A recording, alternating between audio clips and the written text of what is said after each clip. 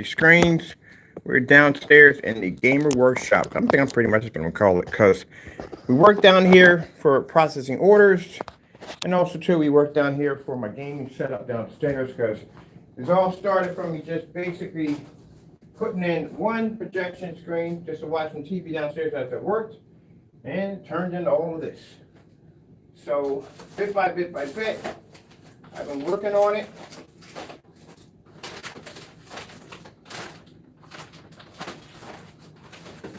I gotta do some. I can see already from the door. I'm gonna have to do some wire management here, which I'm still working on that section right there, and I have to do wire management there, but can't do wire management there until we remove the entire screen. So that right there, two reasons why we want it out of here. Well, actually one reason now. I want it out of here because my custom built screen is going to be far more better than this. So already looking at the blueprint from how we're going to build it, how we want to put it together, the pesky sound bar and the front that you see, that's driving me crazy. I need that in the screen. So we need the bottom half of the screen. So the screen may be dropped a little lower. I might turn these over so I can bring the screen down a little bit farther to the ground. That will allow me to be able to heighten the screen and also hide my sound bar. So I saw these things on Amazon. They got these, I don't know, they're these lights or whatever, about this big. Maybe you might have saw them. You hook them up and the lights bounce back and forth like an equalizer. We're going to put two of those. We'll start from as tall to small to smaller so we can get this equalizer display on the side. Oh, I want this thing to be sick. So we're going to have the whole thing glow in the dark. We're going to paint the sides of it with UV paint, which, speaking of UV paint, we're going to be showing you as soon as it gets here how to make and activate your own UV paint. This stuff they give you is okay, but it has its limitations, which means after a while it loses its glow. If you want something, when you turn your lights on, it's just going to boom, like you got a nuclear reactor sitting in your living room. That's the same stuff we're going to be coating upstairs in the mech for the reactors to make like the reactors are leaking a little bit, but they're still working. Give that kind of a leak effect to it. So this stuff you need. This is an activator. So basically a lot of people don't know about this stuff, but usually when you mix a lot of stuff together, different paints, not only do you work in screen paints, but you work in other stuff to other areas too, like designing your own glow in the dark paint. That's going to have a very, very, very heavy effect. If the slightest little bit of neon hits it, it's going to glow like crazy. So we had to order the pattern for that. There's two different activators. This one is actually clear that you can't even see, which is pretty nice. And the other one actually shows the stuff, which actually comes up green. We're getting the clear. Because when I build the setup for this, I want my speakers at the bottom, but I do want that, we're going to use the whole form of, that's 50 inches. So when we build the screen, we got to calculate this just right. We need the screen to be a certain size, but we don't want it too big because remember, I ain't got enough room going back and forth. So it has to have height, but a little bit of width to it. But it needs enough for me to put the soundbar at the bottom, but I don't want to sacrifice too much of the screen for the soundbar. It's going to be at the bottom. So it's going to be a really interesting build. So it's all going to be all in one. Since it is an acoustic material, we can do half of that with the screen and the other half we can hide the speakers underneath. But then again, I really don't think I want to hide the speakers because I like the lights. So I do want a section in there. We can probably just, if we do that half, I might leave a section there and just coat it all in glow. And the inside speakers, everything it's super crazy glow. And then put the neon lights. So like the lights are reflecting and it's glowing at the same time. That I do like. Then we'll put some glow around the top and we'll put that equalizer system. So we got the chasers running around. They'll be connected inside. They'll be lighting up with the sound at the bottom. And then you'll have that equalizer popping back and forth, popping back and forth. That's what I want. Whew. Yeah, it's gonna be cheaper. It's gonna be a much cheaper build than what I bought here. Now I bought this screen because, like I said, COVID hit right around the time. Couldn't go to Home Depot, couldn't go to Lowe's. Needed a screen in the house. We wanted it edgeless. I didn't want anything with a border, so I paid for the Elite version over here. Now having access to Home Depot and Lowe's, where I can build whatever the freak I want. I don't have to deal with the aluminum screens anymore. I can just go out and just build whatever I want. For instance, like this screen used to be upstairs. I have now upstairs a levitating from my ceiling 127. This is 126 with my speakers behind the back of it. All together with the material and all, cost me $100. This right here cost me like $500 something. So you kind of do the math on that. So I can build several of these screens throughout the entire house. And that's what I'm planning to do. Build all my screens in the house. Remove all aluminum frame screens from the house. Even the ones that are not name brand, I want them all out of the house. And I want to put my own builds in at the end of the day. The one I have upstairs for what's it, the 135? Yeah, 130. Yeah, that thing has to be taken apart. There's no way in the world I'm going to be able to shuffle that thing through the bathroom and bring it back down the stairs at the 100 inch. That is not going to happen. I think it's going to have to be dismantled in the room. So I'll be taking that thing apart and putting my own builds up there from now on. So everything in the house will be my own builds because I can build it the way I want to. Again, like I said, sound bar is sitting on the floor. It's driving me nuts. So with that, I can do a half and half. I can do a front build and acoustic build at the same time with that. It's pretty tricky, but I'll show you how we're going to do that one right there. I want something different. And on top of that, when you build your own screen, you can add your own artwork to it. Oh man, I'm going to show you how we're going to design this really cool wooden leafy, and I said leafy, display around my screen to match the artwork I want to add into that room for that anime setup in there. I want something really freaking cool. And with a wooden screen, I could do that. With aluminum, nah, I ain't good at welding, so it ain't gonna happen. So I'm gonna show you how we're gonna go to Home Depot and Lowe's. We're gonna pick up some really good crown molding, how we're gonna make our own crown molding, because I told you I had to do work with wood back in the day. I'm gonna be bringing some equipment in here that I can actually have a nice little, my neighbor over here next door at the Ramble on, but my neighbor over here works with wood and stuff like that. So a few things, I don't know a lot of stuff, but he's an expert in that field, and I can ask him like, yo, I need something like a nice router, give it a nice trim, so I can get some tools in here to basically start doing my own form of borders and crown molding and stuff like that, because crown molding at the end of the day costs a lot of freaking money just for a little piece from here to there, a little strip in there. So yeah, I'm gonna bring some equipment there. That equipment will be outside. So I'll put a shed outside and I'll be to work out there and do some woodwork and stuff like that. So it'll be nice to go back in the building again because the aluminums are all good and well, but nah, I'd rather build, especially if you do it with your own hands, you know what I mean? I love that control of being able to build whatever you want. And at the end of the day, you don't have to worry about buying. That's why I'm happy that the Lord blessed me with the ability to build and design and program computers. Because at the end of the day, if I want a machine, proxy server, any kind of server, anything I want at the end of the day, I build my own machines at the end of the day. I don't have to buy jack. I just build. If I'm going to build my own screens, I design my own formulas to build my own high performance projection screens. And if I want to basically build any screen I want, I have the ability to build whatever screen I want. So that's what I want to get it to, where I don't have to rely on a lot of things from other companies. I can do it myself at the end of the day. So with that being said, since I will be building my own screens, I'll be also customizing my own badges for my screens, because at the end of the day, I'm not selling these in the day, not selling them. Not yet, not to the end of the year. Those will be more professional screens. Those will be top of the line professional. These are my builds I'm doing for myself. And people, if you ask me, build one and send it, it can't be done. It's too expensive. Too expensive, too much work, too much time. All right. I can show you how. I can do that. I can show you how to do it. I can even show you how to design your own stands. You can build your own stands out of wood. It's a whole lot of stuff you can do. It's unbelievable what you can do with stuff. Right here, I'm going to show you something. This right here is a customized stand I built myself for a projector. You know what this stand does?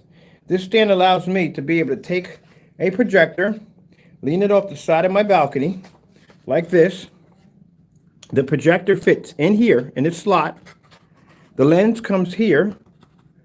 All the peripherals I need to work with come here. All my wires are at the top. And I can sit this off the side. It has little anchor screws and everything. I can connect the anchors from the deck if I want. And that allows me to fit my projector right in here. And that allows me to project an image off my deck onto the cement.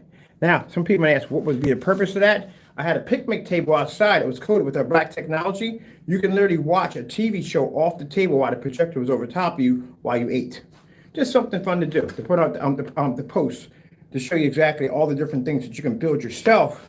You can make your own customized stands.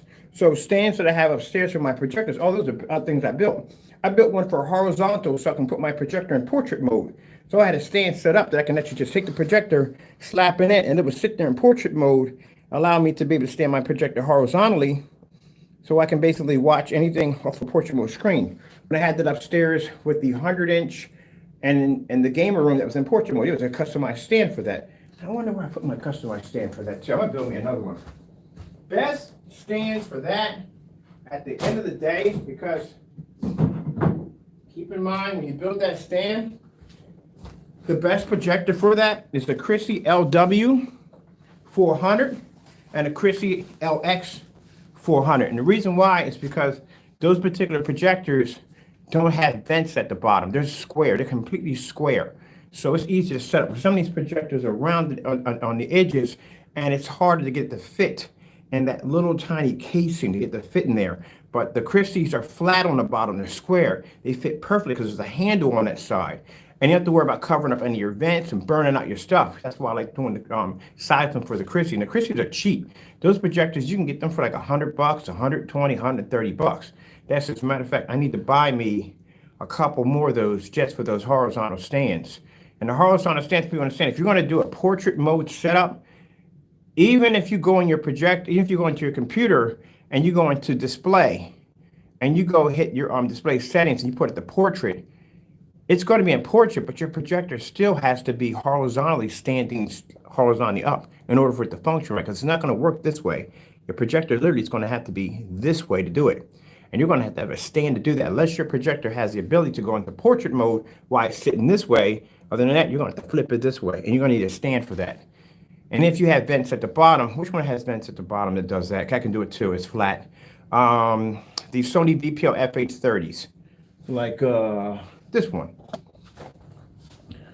Now, these were designed for portrait mode, but you have to have a certain model. This is an FH36, and FH36 doesn't have that option.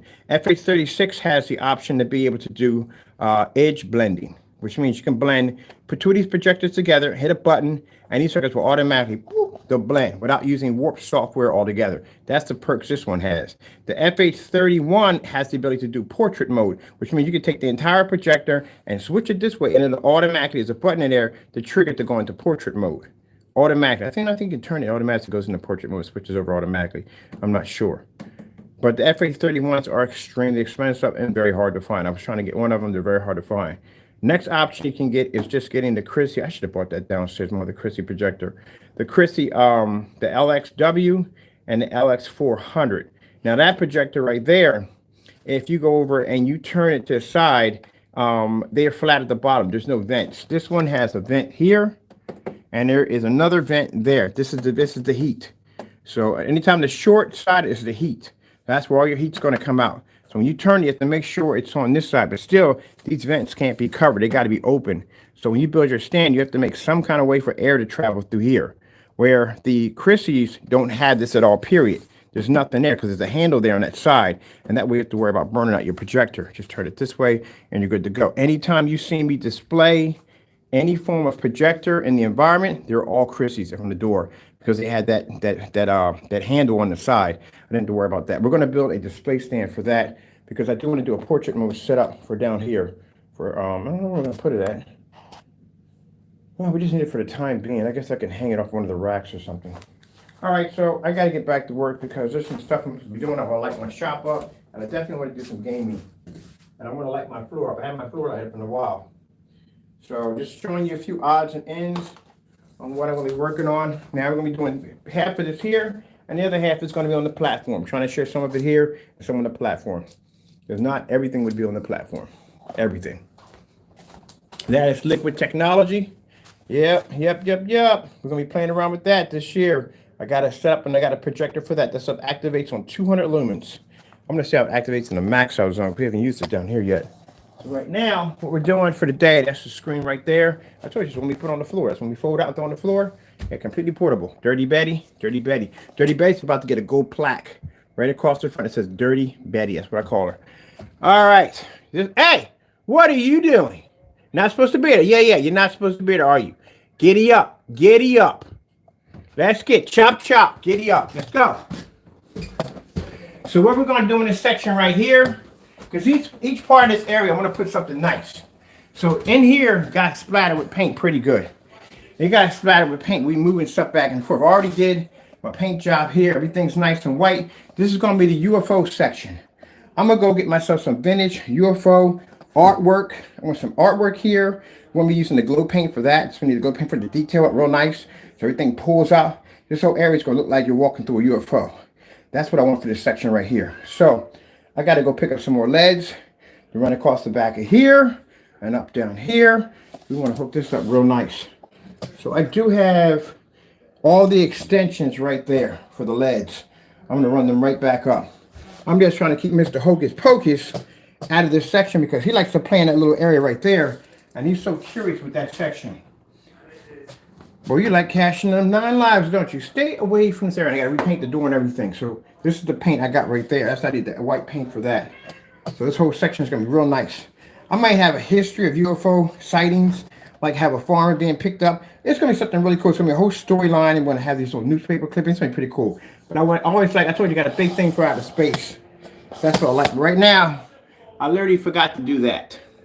So that's what I'm doing right now. I'm just touching it up in here a little bit, make it look real nice. I was thinking about putting some artwork, some stuff I got upstairs, but the stuff I have upstairs, I mean, it's a lot of marble. And right now, everybody knows how I feel about marble right now. Ever since Stan Lee died, I don't like to unpack that stuff. That stuff stays where it's at. I'll never unbox that stuff. That stuff is going to stay there till it's going to stay. That's the end of it. I don't feel like I'm not going to bring it out. But I am going to do a whole retro UFO setting here. Yeah, you need to chill, man. You need to chill. Because you're doing too much right now. You're not supposed to be in this section. We know the rule. You got your own bedroom. Ain't no excuse for it. Ain't no excuse for it. We might do some UFO flyings here too with some of that wire too. So that's what I'm doing now. Doing a little paint job in here. And I'm supposed to be getting the drill to remove that out of the way.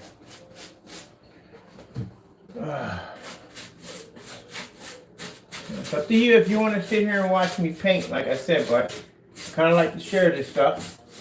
I'm working on little projects here and there and what I'm building. And on top of that, I like to have my stuff recorded so I can always go back and say, hey, yeah, I remember building that. I remember putting that together and designing it. I like to have everything on record that I constructed and built and put together.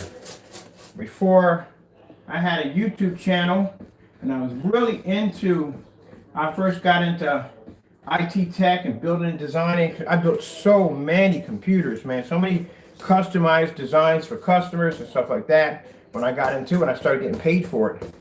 You know, like I said, my gift was God-given. I didn't go to school for it. I was blessed to be able to know it. And with that knowledge, God blessed me to be able to go farther than just programming and designing. I got to the point where I started customizing and building my own cases and stuff like that. And then after a while, I was doing a little work on my front porch. I was learning how to paint a motherboard. I was watching something about how you can paint your own motherboards. So I started watching that and started doing some demonstrations. You can paint your own motherboards. You can paint your hardware. A lot of people don't know that. Yeah, they have paint for all that stuff. But if you're in the really heavy in the PC mods and all that stuff like that, that's the stuff you would know. But I was painting this motherboard, and somebody came across and asked me to work on computers, and I was like, yeah, I work on machines. And like I said, you got to have confidence in what you do. If God blesses you with something, you got to have confidence in it. And somebody asked me, did I basically work on computers? And I said, yeah. And they bought down an old computer, had an old operating system on it, and I updated the system to Windows XP. At the time, it was Windows XP was the hottest system. And he asked me how much, and I was like, $150. And he gave me $150, just like that, on the spot. And I was like, oh. So like I said, advertisement comes from word of mouth, you know, and next you know, I had people coming up to my front door 3 and 4 o'clock in the morning, and they were like, hey man, I got this PC here, it's not working, this not working, so and so and so. And next you know, I was up to 16, 15 machines in the house at 150, 160 bucks a pop, making a killing. I was making a killing. I had a whole workbench set up. I converted one of the rooms for doing work. I had about multiple computers there. I was all loading with the same operating system all at the same time. Yeah, I was making a killing. And then after that, got into custom designs and stuff. You know, I had a couple of PCs on display on the porch. You know what I mean? I had the glow-in-the-dark UV fans on. People asked like how to get them. I got a machine in that will allow me to take a regular metal door that you would have on the side of your computer and cut the door out to make a display window. God taught me how to do all that stuff. And I made a good living off of it. But yep. Yes, sirree. He always makes a way. So now, you know, he gave me the ability to be able to work with wood and all kinds of stuff, you know what I mean? Teaches me all kinds of stuff to be able to build and design whatever I want. You know? And some people just don't like that. Some people, they hate that. They hate it. When I give glory to God, they can't stand it. But at the end of the day, I know who you are. That's the devil. The devil don't like it when you talk that way. Can't stand it. He hates it. At the end of the day. He'd rather see you in sorrow and upset and angry all day. But as I said to you haters out there, you're not getting that opportunity. Not going to happen. Ain't that right, Taco? Taco said, not going to happen. Not going to happen. Nope. This right here is going to be a new, my whole set for my UFO study. Now, no, I do not believe in aliens. I think it's a funny theory. I got other forum sites that I go to, I like to pop into with some of my friends and stuff. And they like to talk about, oh man, put the back on with it too. They like to talk about aliens and UFOs and stuff like that. Some people believe in that. At the end of the day, I don't believe in that. I believe that God made man in the image of himself. And that's the end of it. That's what I believe. I believe we're the only people in this world, and I don't believe in anything else. But everybody has a right to their own opinion. And I got friends that come in here with these theories, you know, that's their theories. That's what they believe in at the end of the day. I'm not here to shut them down. I'm here to listen to what they got to say at the end of the day. I have my 2 cents, and we just go about it. But I do like the fact of knowing there's some kind of alien life form out there, you know, dancing across the universe. That I do.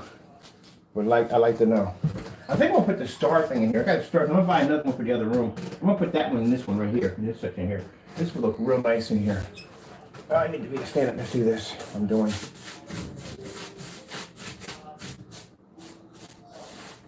How would I get power from here into here? Oh, it's USB too. How would we get power to run off of it? We need to run a cord from here to here, from here, but that's too much work.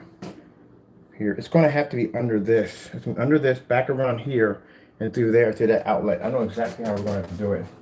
Because I need power in this one section right in here to be able to run what I need to run. That I do need. Because I'm going to put a stargazer up in here. I got one in the room. I'm going to use that one to get another one for the room. Because I got enough stars going off in that one section. And I could use it in here. That's what I use it for. Hey, Taco, you watching me paint? So what are you doing, Dad? I am putting in a retro. I can do my own posters. I can do some of my posters myself the way I want them. Because I know so many places are going to charge me some outrageous money for a nice UFO sighting poster at the end of the day. And then it's going to be cheesy and probably really bad print work to it. You know, and I have a better chance of just doing it myself. Make my own. You know, I'm too short to get that, so I'm actually too short to be able to get all the way over there. Get a little messy on this one. Where's that? I think it ain't all the way over there. Oh yeah. Remember shoving those cans back there, that's what it was. Alright, so let's get you back there real good. Okay, there we go. That's better.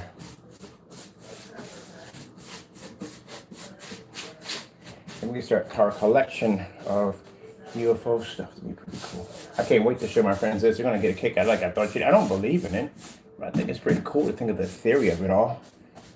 My favorite movie is Close Encounters of the Third Kind. It's my favorite movie to watch. I love watching that movie.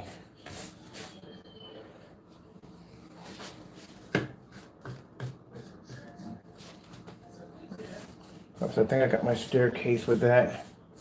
Yep, I did. I'm just gonna get a rag and clean it up a little bit. Alright, this all cleaned up real nice.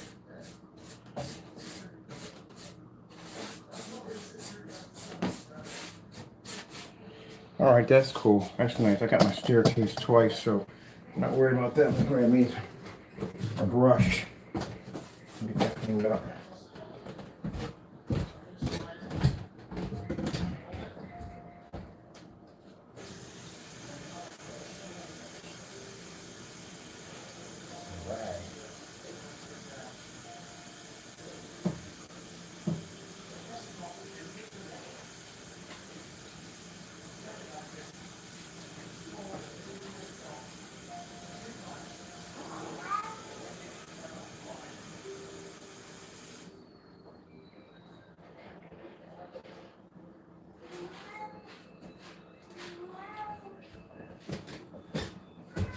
So I've had my whatchamacallits look over something for me. My legal advisor had a look at something for me today and informed me some information. We're not going to disclose the information, but all we can say at the end of the day is be careful. That's all I got to say. Be very careful. Don't play. So you understand that. But you know what I'm talking about. Be careful. Don't play. But I had my legal advisor look over some information for me today. And they informed me. I said, I'm not going to say much. But at the end of the day, I'm going to say something to you. Be careful. Don't play. So you understand that. Next time we have that problem, it'll be dealt with very swiftly, very quick. So next time, no warning. So you know. From the door. Get an understanding quick. Be very careful next time. Because next time there will be no warning next time. You won't see it coming. Be careful. Just so you know. Give you a little fair warning. Okay? Alright. Alright, let's get back to this UFO thing.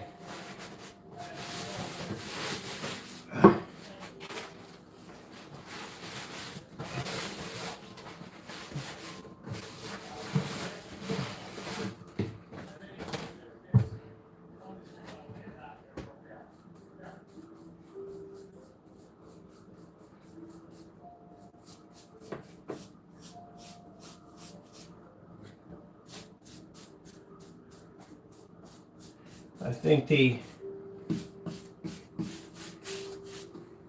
individuals, when they have time, they take a peek and they hear me make that statement, you will know what I'm talking about. But next time, no warning next time, okay? Be careful.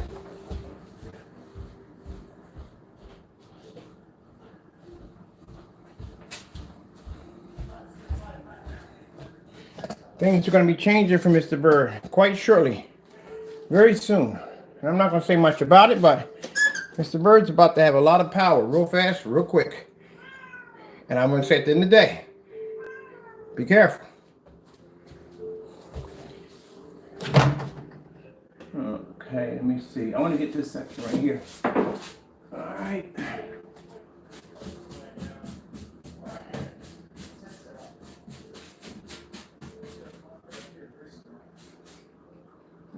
Okay, I like that. I want this hole. It came out real nice. So I got to get that off right there. Where's the drill at? Because I got to remove my sign right there. I got to go.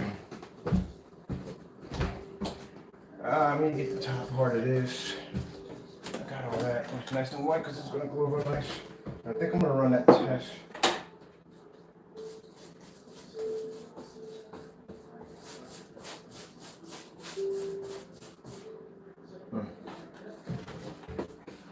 I'm ready to get some print out some UFO sighting posters. Nice for myself. All right.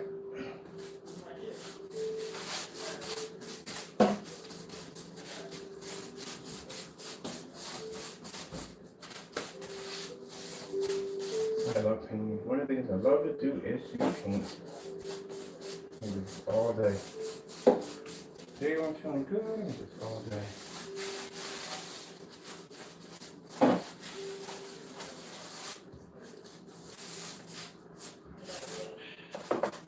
We're going to be doing some updating on the website with some new changes. So we just launched. And thank you so much. I like for the support for the package deals.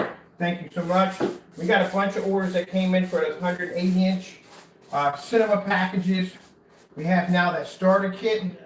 Because like I said, I listened to my customers, and we had a customer and they're talking about how the kits, some of the kits, like I said, even though we've been able to take out and beat certified screens with no problem, at the end of the day, you know, some people, that price tag might be a little bit too much for them at the end of the day. Even though, like I said, it's very reasonable. And at the end of the day, sorry about that, our stuff doesn't end up matching everyday house paint, which is, I'm still shocked on that one. And we're using it as a primer now. That stuff makes an amazing primer. It does. It's fantastic. It's the best thing I've ever used. The surface came out so flat. I came down flat. The surface came out. I was over on one of the forum sites, and the guy was like, "Yeah, nice poster brush." And that poster brush, fabric. I had to go in the back, I had to rip a little bit. He said, "What the freak?" I said, "Yeah, that's a combination of using that acoustic material and coating it with that network gray SW773. Man, that stuff went on perfectly. It's a fantastic primer. I'm doing my same screen downstairs. A customized gamer, doing it the same way, that same material. Every screen from now on is going to be coated with that particular form of paint. It's fantastic. And it's the cheapest one they got, too, like 23 bucks. Who knew? Man, came on nice and smooth. It doesn't come on heavy. It's no build up to it. It is perfect application if you're going to be using it. I'm going to be using it from now on. Matter of fact, I'm doing me a couple 150-inch screens outside for some display. I'm using that stuff. And it dries faster. I don't know what's in it, but it dries way faster than the regular primer I'm used to using. So for those you might be thinking that I'm using it as a punt or a way to come back this guy, no. At the end of the day, I do not care about those jokers in the day. Again, we got a bunch of canceled orders down there from them. And his product is matching house paint and a tablecloth at the end of the day. After that, who the freak cares at the end of the day whether or not if he has this, that, and the other? He can't even back up his own stuff he has now. Let alone try to bring anything else new at the end of the day. Freaking house paint. So I'm done after that. I got things to do downstairs. I got to paint this whole section out, get this ready for display, add to the basement. I got new products that we're launching. We got 3 new screen paints that are coming out. We got the Gamer downstairs, Superior. We have Unicorn that's coming out. And we have something we call Dark Platinum Blue. That's that new stuff we just painted today downstairs. That's the name we gave to it. So we got 3 of those to launch. At the end of the day, if you can't back up your product and you cancel an order on us, what interest would we have in you at the end of the day? If you can't back your own product up, what interest would we have? So the fact that we had those on both of them, at the end of the day, they're not backing anything up, who freaking cares at the end of the day? I got things to do. I ain't got time to dwell on people who cannot back up their products. I don't get that crap at the end of the day. Gave them slews and slews and slews of freaking ways to back up their products, and they just haven't done it. I can take the same screen and throw it against my screen. As a matter of fact, I did. The one we just painted. I put that sample sheet, that surface right against my screen. And guess what? No match.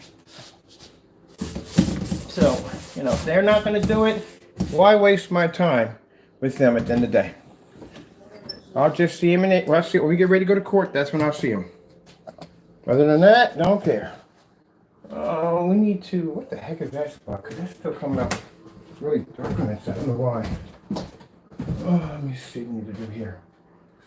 Don't care. Man. It's never seen anything like it. But I'm not going into it because I really don't want to make this video about that at the end of the day. I got too much to do right now. I'm worrying about somebody else's shortcoming and why they can't get their product to function right. It's none of my business. At the end of the day, don't ever sit there and criticize my work at the end of the day. You can't even back your product to a basic house paint and a tablecloth.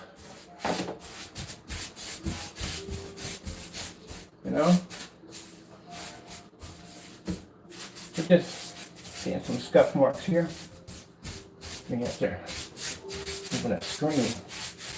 Put that stairs and jacked at my ceiling.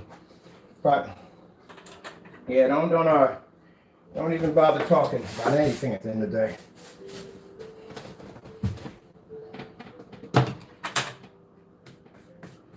Those of you that are offended by that, well, I'm sorry. I am indeed sorry about that. Guess what? It is what it is.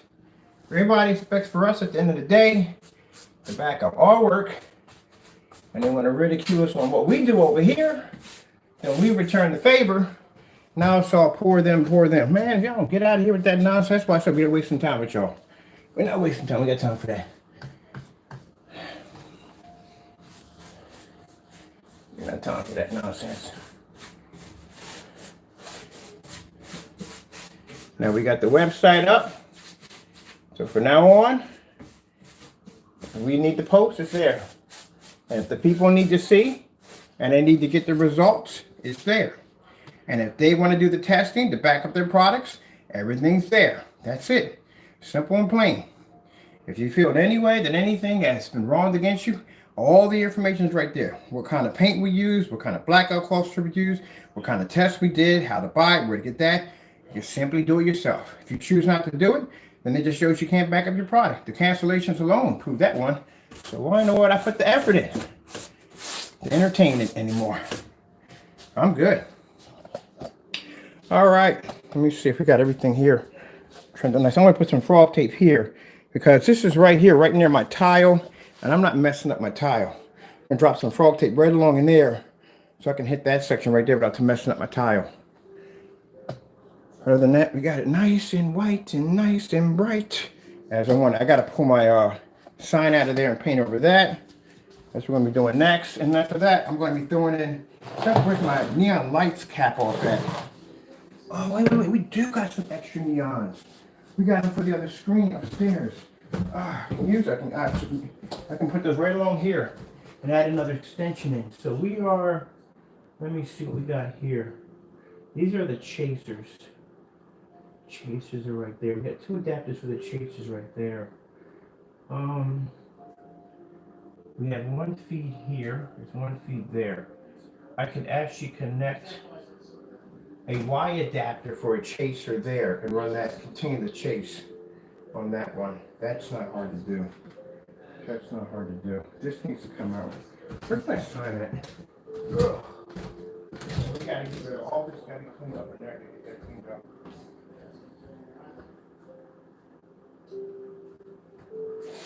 Ah! The drill bit. We got lost the drill bit.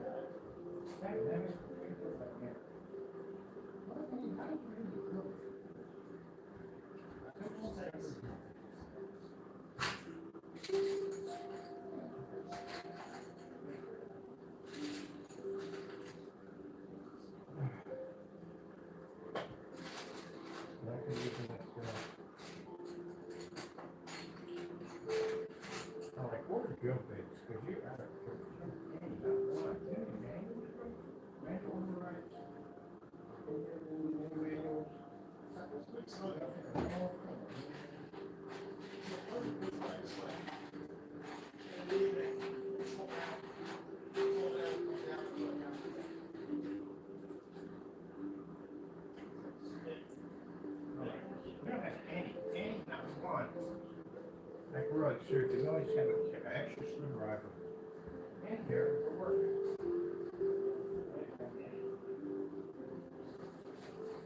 We need to get a rack. All this stuff, storage units, all this stuff, and make it put it all in here. Organize this whole thing. Yeah. I used to paint.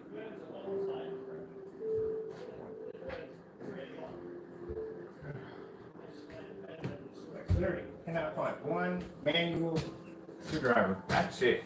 I'm going to freaking Amazon. Yeah, you ain't the only one. I'm going to Amazon. I need $300 worth of tools just to have it for the sake of having it, because I'm tired of this mess. We gotta go upstairs to get tools. We gotta go downstairs to get tools. The tools all over the house. We just can't keep track of them. We just need a section we have all our tools at. We gotta get me a tool rack for them. You ain't the only one, buddy. So the same thing you're feeling. What the freak? Let me have so many tools. Never find anything. That's came downstairs in a pot full of tools. Where are you? I need to clean up. Another section of that. We're not supposed to be over here. This is an adapter for that. You're using that for work. Ah, man.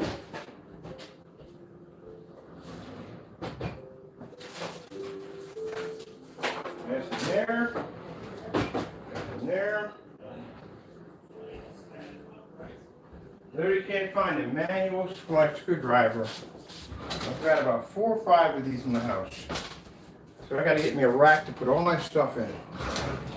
When you're doing any kind of woodwork, I do not want to be searching for stuff.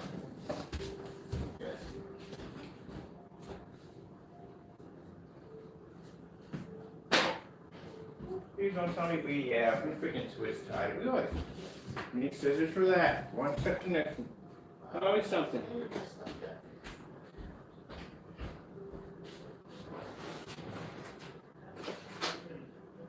Alright, guess not precision tool. That's not gonna work. And I need scissors. Do we even have scissors available for me to get access to? Ah, yes. I gotta get the workstation organized. We gotta organize this place a little better than this. I still can't find stuff. See what we need to do with shit. You got a whole lot going on over here. I don't know what's going on with this hat together. I don't know if you're zip tied or what. Look a bit zip tied. Let's see what's going on. I think yours are tied.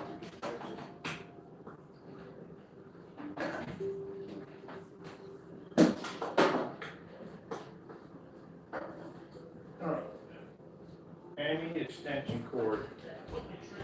Let's see. I don't want a heavy extension cord. I'm probably going to have to do a short cord from A to B for this one, like the whole entire stars.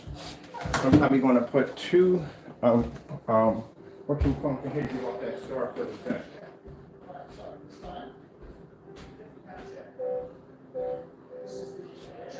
Okay, Mr. Bird, let's get that hit on the street. We got things to do today. We don't get time for this. I want to get this done. I want to get downstairs, do some gaming. I light my shop up. So what do we need? What you looking for? You're hunting for something, you don't know what you're hunting for. Just had it today. All right.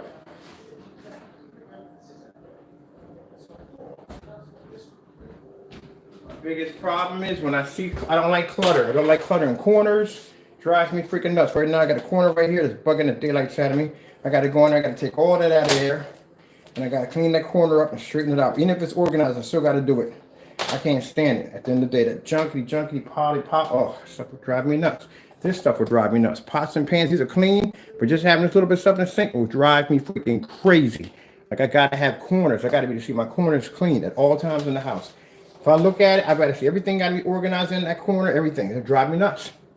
I don't have that OCD where everything has to be a certain way. No, you can see my pantry area. I got stuff thrown around in there, but it has to be clean. I have to be able to see it. Can't have stuff stacked on top of each other. So it drive me nuts. Can't deal with that. I walked into people's, back in the day when I was doing home service, going to people's homes, and I was installing their stuff. Oh man.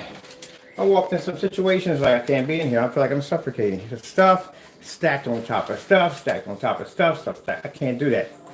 I can't do that. I can't do it.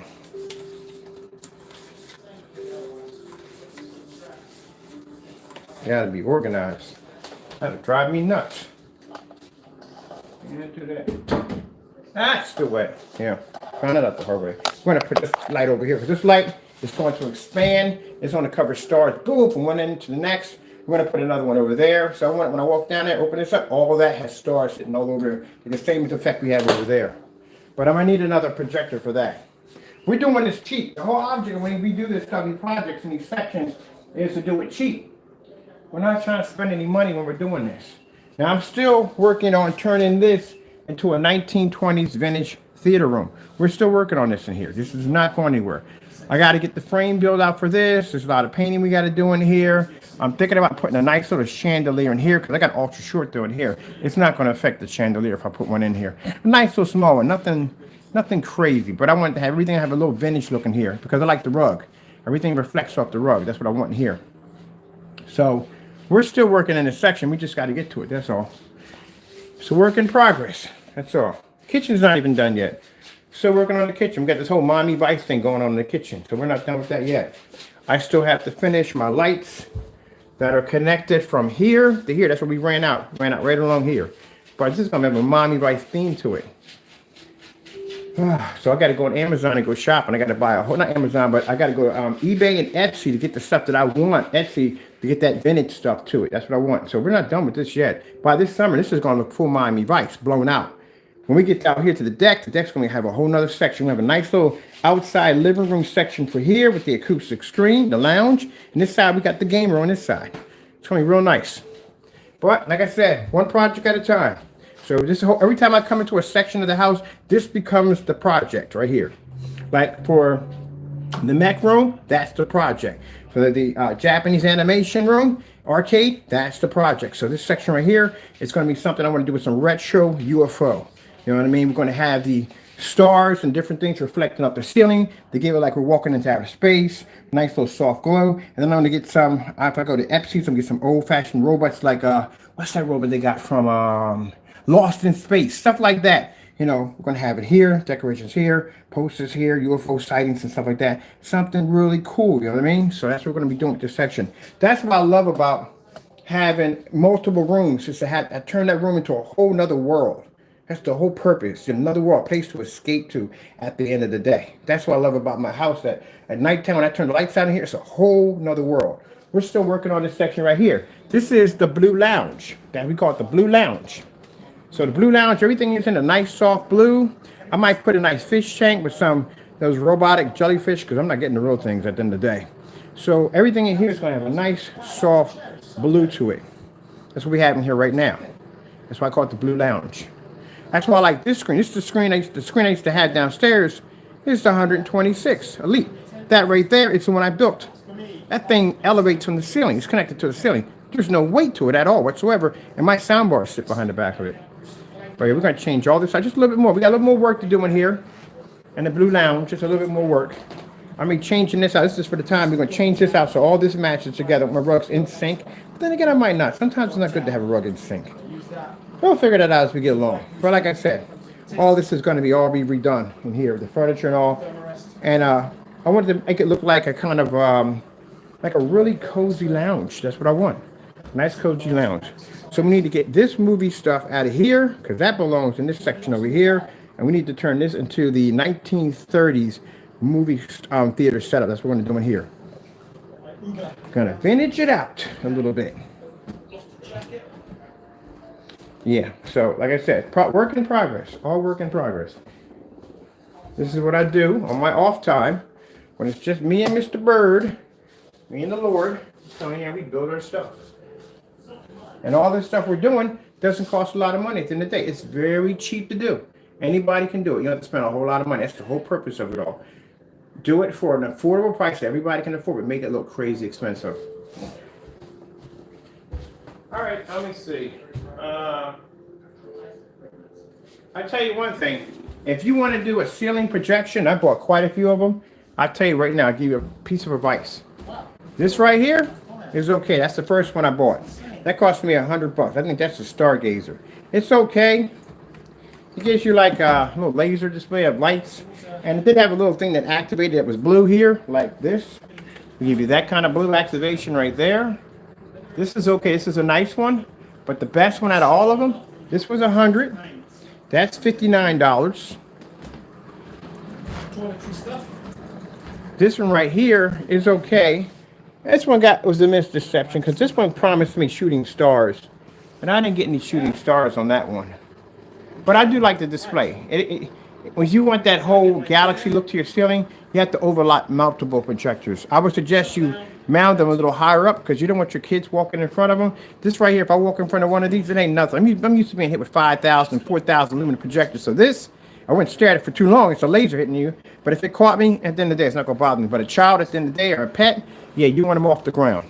This right here is the same one we have over here. I paid $60 for. That gives that effect right here. But that really cool effect you're seeing right there is about to change to red. This one comes from that projector over here. Let me put my lights on for a minute. People ask me about this, like, why I have so many of these? That's why, because the ceiling effect. But that one right there you're seeing, that's that laser going off. You don't want to hit that too much. This one right here is the best one out of all of them. Cost me $60, the best one. Now, don't lose your remote control because you can't operate it without the remote control, and you can't run two of these in the same room at the same time because the remote controls cancel one out over another. It doesn't work that way. I wanted two of these in here because they give off such an amazing effect.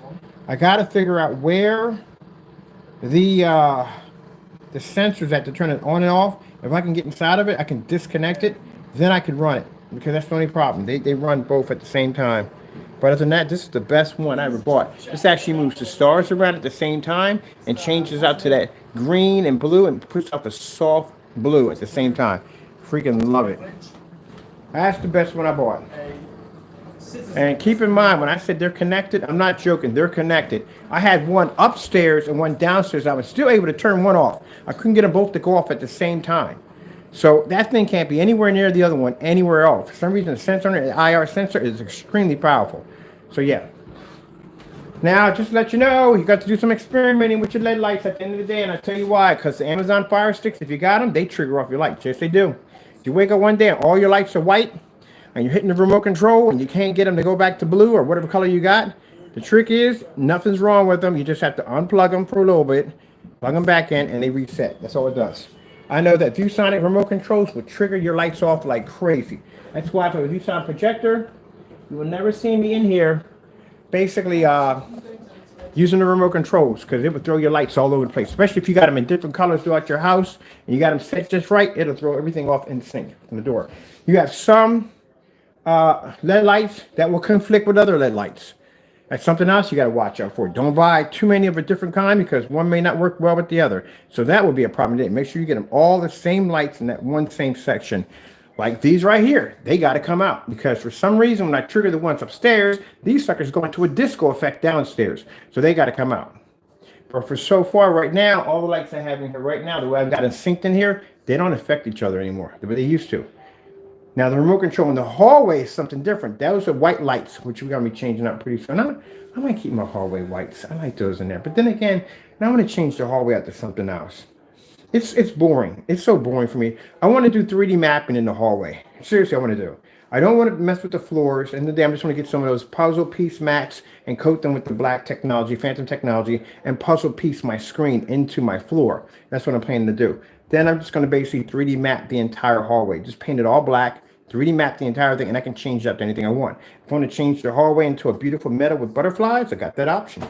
So that's what I'm doing. So that right there with the hallway.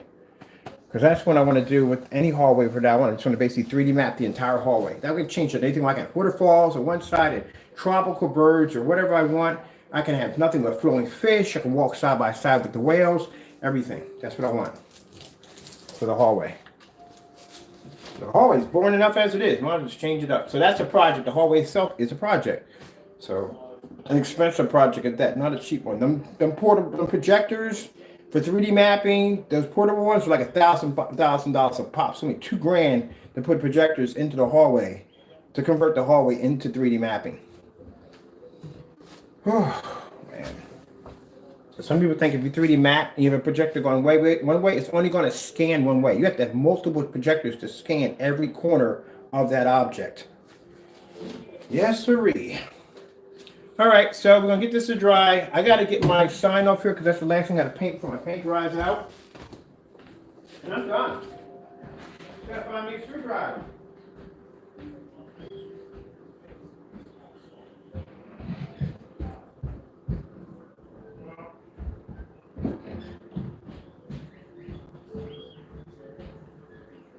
No, you're taking me down there looking at what you're literally watching paint dry. You're literally watching paint dry.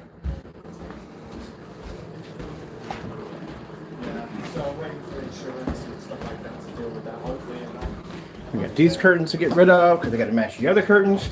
And I might change out my curtains too. I'm deciding how we're going to do those. So the hallway, yeah, it's going to be, this little area right here is going to cost me $2,000 to do.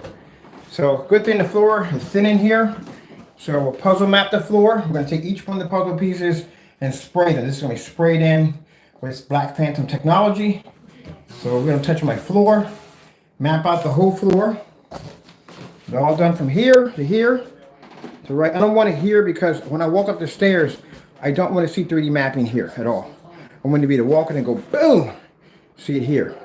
I want this completely different section off. And then phantom technology is going to be coated through this whole section. Wherever stuff is black, it's going to cloak everything, doors, everything. That door right there is going to be a sliding door. That's for the simulator right there. The curtains and all this stuff are going to have to be flipped on the inside for that. We're going to need the door for that right there, so that's not going anywhere. This is Taco's room, which all this is going to be converted later on. You know, all this is going to be ripped out, right? Like I'm doing all this work in this house, And I'm going to spend about a couple hundred thousand having the house converted again because I want to knock out. I like the bathroom and all, but I want the bathroom knocked out and I want it to expand into Taka's room. Don't worry, we got an entire attic upstairs that you can have. It's yours when we get done because the attic needs some work too. But the bathroom's nice, but it's too small, and I always wanted one of those walk-in showers. So I talked to a contractor. And this is just for the time being. From I can't get that work done until another year or so because number one, like I said, with the whole COVID and the variants, I can't have people walking in and out of the house. And right now, until I get over that little situation with the people that I'm seeing somebody for that problem. Once I get over that hurdle, then we can do the next stage. But yeah, I like this. Where this room is in here, it's next to the bathroom. We're gonna knock all this out. I want a walk-in shower here. I want to expand put my toilet here. And I want to be to expand my sink here because I want that his and hers on this side over here. And I want a nice bay window from here to here because the back of my house is a golf course. You ain't really seeing Jack anyway. I don't think they want to see Jack. But I'm going to put a nice open window here, plenty of light pushing in here. This is going to be sealed off right here. And I want a walk-in shower here. I haven't decided what I'm going to do with this section right here. I might put like a nice TV, little fireplace up in here. I haven't decided what I'm going to do with that yet. But I do want to knock all this out from here to here and expand. I want a walk-in shower, literally. My shower in here is nice, but I want walk-in. I want walk-in with the 5 sprayers and all that cool stuff. That's what I want. I mean, heck, I'm 54 years old, man. I worked hard. I deserve it. You know what I mean? At the end of the day. Might as well. You know? But once I get all that torn out and everything, we're still going to have this with a 3D map and everything in the house. I'm just going to do some upgrades with it at the end of the day. That's all. Everything else is going to pretty much stay the same. Man. I'm probably going to re-upgrade all this stuff in here again anyway. This is coming out. So I told you, I don't want any fixed frame screens in the house. This is not an elite screen, but I don't want any fixed frame screens. I want every screen in the house. I want I customized and I built. That's what I want. And I'm literally building the screen to the wall because you're not laying this thing down. You see the size of this? See where my radiator's sitting at? There is no way in the world I'm dropping a 135-inch screen in this room. It's not going to happen. There's no room for it. So I literally have to build it to the wall. I've never done that before. That'd be interesting. Actually building a screen literally to the wall. It'll come off on the wall. Everything I design is designed to be moved, but I'll have to build it to the wall, literally. That shouldn't be hard to do. It really shouldn't be. I bring a leveler in. That's what I have to do. Just put a L bracket here, and put that to the wall. And then what I'll have to do is I'll basically just lay the piece of wood here and basically connect it from here to here, or I have an L bracket that holding it in place. And then I can just slide it in and off the wall. Oh, yeah, that would be easy to do. Could just slide it in and off the wall. The L brackets would be supporting it with the leveler. Okay, that's easy to do. I'll knock that out in no time at all. All right, cool. I can throw my speakers behind the back of that. This would be Tacos up here. He likes to be up high. He does. So we'll have to do some changes for the attic and everything for him. I might put a nice walkway along here so he can just come up and walk up here. I don't use the attic for Jack. I was going to use the attic for a vintage movie theater, but look at the staircase. You really think I'm climbing up this at the end of the day? These things are freaking tall at the end of the day. I don't know whether or not to get a goat to climb up these bad boys or what. But at the end of the day, when I get up there, I want to go, because it's literally, you could climb these bad boys. Can you imagine carrying equipment every day up these stairs?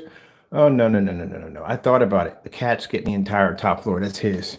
The only thing with the upstairs is basically there's no air conditioner and there's no heat. And that's why I'm investing in a ductless system, because I just put the ductless system outside, hook it up to a solar panel. He's got free energy forever. He's a cat. What's he going to do with all that energy anyway? And then we have the neck room, which we're getting ready to take apart. I put all this stuff together just to dismantle, but I needed all this stuff together because we had to test the flight sticks, because this room is going to cost me about $7 grand to do. It's going to be expensive. The speakers alone are expensive. I had the special flat subs I have to get for the platform, because it's going to be a platform here. The chair's going to top the other platform. It's going to be a right sub and a left sub. When the mech walks, I want to be the individual foot when it stomps. It's going to go into tank mode. Both of the speakers are going to relate at the same time. So I have to put delay systems in. There's going to be a Bluetooth system in. The projector, all this is going to be hooked up into a unit. All this is going to be part of a unit. And then the screen is going to connect to the ceiling from here to here. And there's going to be speakers behind the back of that. And we get the good ones too now as well. And then we got a display stand over here with a computer readout, diagnostic readout, and all that stuff like that. Then the artwork and all that stuff. Fans got to be taken out because it's too old fashioned. So that's got to be ripped out. Putting these big, huge space age fans. Ain't you seen those cool fans with the huge dome on them? That's all going to be coated in black technology. So that way, when I actually light up the ceiling, that's going to pick up with no problem. Then we're going to have a huge reactor cable coming up from the side. That's going to connect onto the back of the mech there, connect onto the back of the mech there. I'm going to have liquid flowing from out here, liquid flowing out of there. I'm going to customize gaming PC, because I'm not using that anymore, because I'm going to be picking me up it's only a bit much, but I need a RTX 3090. That's what I need to run my stuff. I definitely need that card. And to get that card, the parts to go with it, along with it, are going to be god-awful expensive. So it's going to cost me a bit for that monster altogether. So this is all for the setup for the time being, because before I dump all this money into this, keep in mind, if I'm going to put in my separate speaker system, I'm going to need a receiver, which means I can't use a soundbar now. So I got to get me a good receiver, got to run a whole amp system, because this is going to be the sub right here. I got to buy speakers, centers, all that stuff. That's a couple $1,000s right there from the door. Oh God, it's going to be so freaking expensive. It's not freaking unbelievable. And if I want to spend the money for that, then I'm going to spend the money for a new projector, which means I like the projector here, but I want to jump all this money into this thing. I'm going to pick me up an Optima GT 1080. You know, the one the customer said it didn't work. I'm actually buying that projector. I need it. So it's a gaming projector. It's full 1080p. Might as well, because my projector's going to have a massive graphic card on it. I can't find a 4K projector right now that basically, because for all that money I'm going to dump on this graphic card, I need a projector that's going to be worthy of it.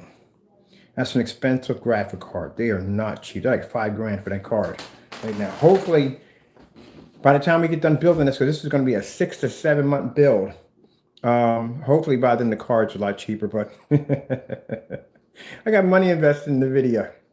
Yeah, every time the stock jumps, I already know what I'm going to be paying for a card. I should literally take some of the money out that I got from my Robinhood stock and use that to buy my card. That'd be funny right there. Yeah, I got stock in the video. I'm just going to take my money out of that and basically just buy me a card. That's what I'm going to do. I got dividends coming in this week anyway. Oh my goodness, that's funny. The cards are so expensive. But anyway, yeah, and this is right here. All this stuff right here is going to be a trophy wall. So I'm going to actually display a nice trophy wall right here. All this is going to be painted out for a trophy wall. Hang on my weapons. We'll buy some new stuff in there. And then we got the customized paint job to do in here, because this place has to look like an actual mech command post. So, a lot of work to do in here. This is, I don't know which is going to be more expensive, this one or this one. So, in this one, like I said, we got to put 3D mapping here, projector here. They're small. They're small. They're about that big. They're really small projectors. We got to put one here and one here. That's going to map out the section from the ceiling. When I paint the hallway with the infrared, and it's going to do it from here, from this side. It's all we need from left to right. And that right there will allow me to be able to transfer the ceilings, floors, everything into anything I want. If I want to walk in the outer space, I can do it in here. I want to wire some small speakers in so I can get that sound effect to spread off too. And guess what? That's got to come out too, because that can't be here. If we're going to map this place out, that's got to be taken out completely. That's got to go. Yeah. Here we go, buddy. Say, man, you gonna take my room? You gotta have the whole freaking upstairs is going to be yours. That's what's going to be yours. I am going to raise the ceilings in here too, a little bit too. I might put a peekaboo window in here for you, buddy. That'd be pretty cool. Cut out a whole section in here so I can see you upstairs. You can peek down, you can see me. And you always want to know what I'm doing in the bathroom, you weirdo. Okay. Want to keep a cat happy? Buy him a box. Toggle has hundreds of dollars worth of toys, and the only thing that excites him more in a day is literally a box. Sorry about that, people. So, yep, a box. A freaking box excites him more than anything in the world. I'm definitely taking this window out. I don't want to hear it. So that's why I've been on TV watching, just seeing how contractors do it. I like the ceilings in here, but my ceilings are pretty high in here. So the contractor was talking to, they can lift the ceiling up. So they can actually add another section to lift it up. And I'm gonna put a nice soft neon display in here with the LED lights up in there. So none of this will be here. All this stuff will be professionally done. I'm gonna have somebody come in here and wire all my LED lights in here. Do all the work for me. This is just for the time being, for fun. Yep, there's my project right there. So I said I have a lot to do. I got a lot to do. It'll keep me busy for a while. All right, let's get back to cracking, Jackson. And I went all the way upstairs and didn't get what I was supposed to get. Oh! Just need one thing. Hey, calm down, King Arthur. King Arthur of the Round Table. Saku. Now, I tell you something. I'm not starting any trouble here. And people, calm down. This right here, this is the tablecloth. This is the 120 inch, the big one. This thing makes a fantastic sofa throw. Yes, sirree. I used to sew. I'm gonna trim this up just nice so it fits over my sofa just nicely. And they're cheap at like $21. A lot of fabric. I can sew this into something nice. I need to get me a Singer sewing machine in here. I can do all that stuff, man. At the end of the day, man, people understand you got so many opportunities before you, so much knowledge you can learn at the end of the day. I learned how to sew and make my own clothes when I was going to church, and I used to watch the women downstairs, the elders downstairs. They would make gowns and stuff. You know what I mean? All of them can sew at the end of the day. Now, our average kid couldn't care at the end of the day, at the bottom line of what they were doing, but I was curious. I used to always pop in there and watch them work those Singer sewing machines. And I went every day, and I used to watch them. And I asked them one day, can you teach me how to sew? And she taught me a little bit by bit, and I learned how to make stuff at the end of the day. And about a year or so, I was making my own clothes. I walk in the City Blues and go in there, look at their jeans, turn them inside out. I was looking at the patterns, how they were designed, and go home and make the same thing. Yep. Learn how to sew. I see anybody doing any kind of profession, like the guy across the street does that masonry stuff, the sidewalks and stuff. I go over and I watch them. Now, because of COVID, I can't get too close to anybody, but if we didn't have that, I'd be right over there learning what they're learning right now. Yeah, picking up another skill. I was always looking to advance on what I can learn next. Electricity, I can't go there. I ain't got the freaking faith in that one too much right there. At the end of the day, I ain't got it. But I'm fascinated by it. The electrician comes in, I'm always fascinated. I always watch some of the stuff that he does, trying to pick up some of the stuff he does in the day. And I ask questions. I go on YouTube and I educate myself. I learn about it. But yeah, anything I see somebody doing something, I'm always curious to watch and see how it's done so I can learn that. So, like I said, I mean, you don't knock that kind of stuff. That's free education that you're learning. And if somebody's willing to take their skill level and teach you that for free, oh, you better take advantage of that. Later on, you never know. You might need it at the end of the day. Like I said, I got a friend of mine who's a plumber. I'm planning to learn some of that stuff because I want to learn to take apart my sinks and put in new faucets and all that stuff and change. I want to learn that stuff myself. How much money you save when you can do that yourself? How much money a plumber charges you? Right now, an electrician would charge me $75 just to land on my property. It's not to fix anything. Just to be here is $75. Once he gets inside the house, his rate goes up. That's by the hour. So yeah, if I can learn to do all that stuff myself, some of the smaller stuff, yeah, it'd be nice. Like right now, I want to change out my whole sink. I want to take the whole sink up, get rid of all this. I'm planning to do the whole kitchen again, take out the counters, everything. But if I could do that myself, you know how much money I would save? Yeah. It's a good profession learn. I'll tell you something real quick. I know Mr. Berg talks about it, but I'll tell you something real quick. I had a buddy of mine who I might have told you before. The guy across the street owned a nail salon. He's good. You make money if you got a nail salon. Women are always getting their nails done. You guys know that. They're always in there getting their nails done. Those nails aren't cheap either. Some of these nails like $80, $100. They're expensive for nails. They got to get their nails done at the end of the day. We all know that. So, the guy does nails over there, and he liked the guy called Jonathan. He was a cool dude. Jonathan's an okay guy, but all he did was complain about his life, about how he never had enough money, blah, blah, blah, blah, blah. And he just really didn't make an effort for it. But the guy kind of liked Jonathan. I don't know what it was. And he was like, look, man, I'll teach you how to do nails and make some money and so. And if you want, because some nail salons are kind of funny like this. If you work for a nail salon, some places don't want you working out of your home or making a little money on the side. The money that you make belongs to them. That's the way they believe in it. He was cool. He was like, you want to make a little money on the side? You want to go hustle on the side, make some money? But I want to teach you how to do nails. He didn't want to do it because he thought it was gay. Idiot. How is it gay? At the end of the day, you got women that are coming into the salon to get their nails done.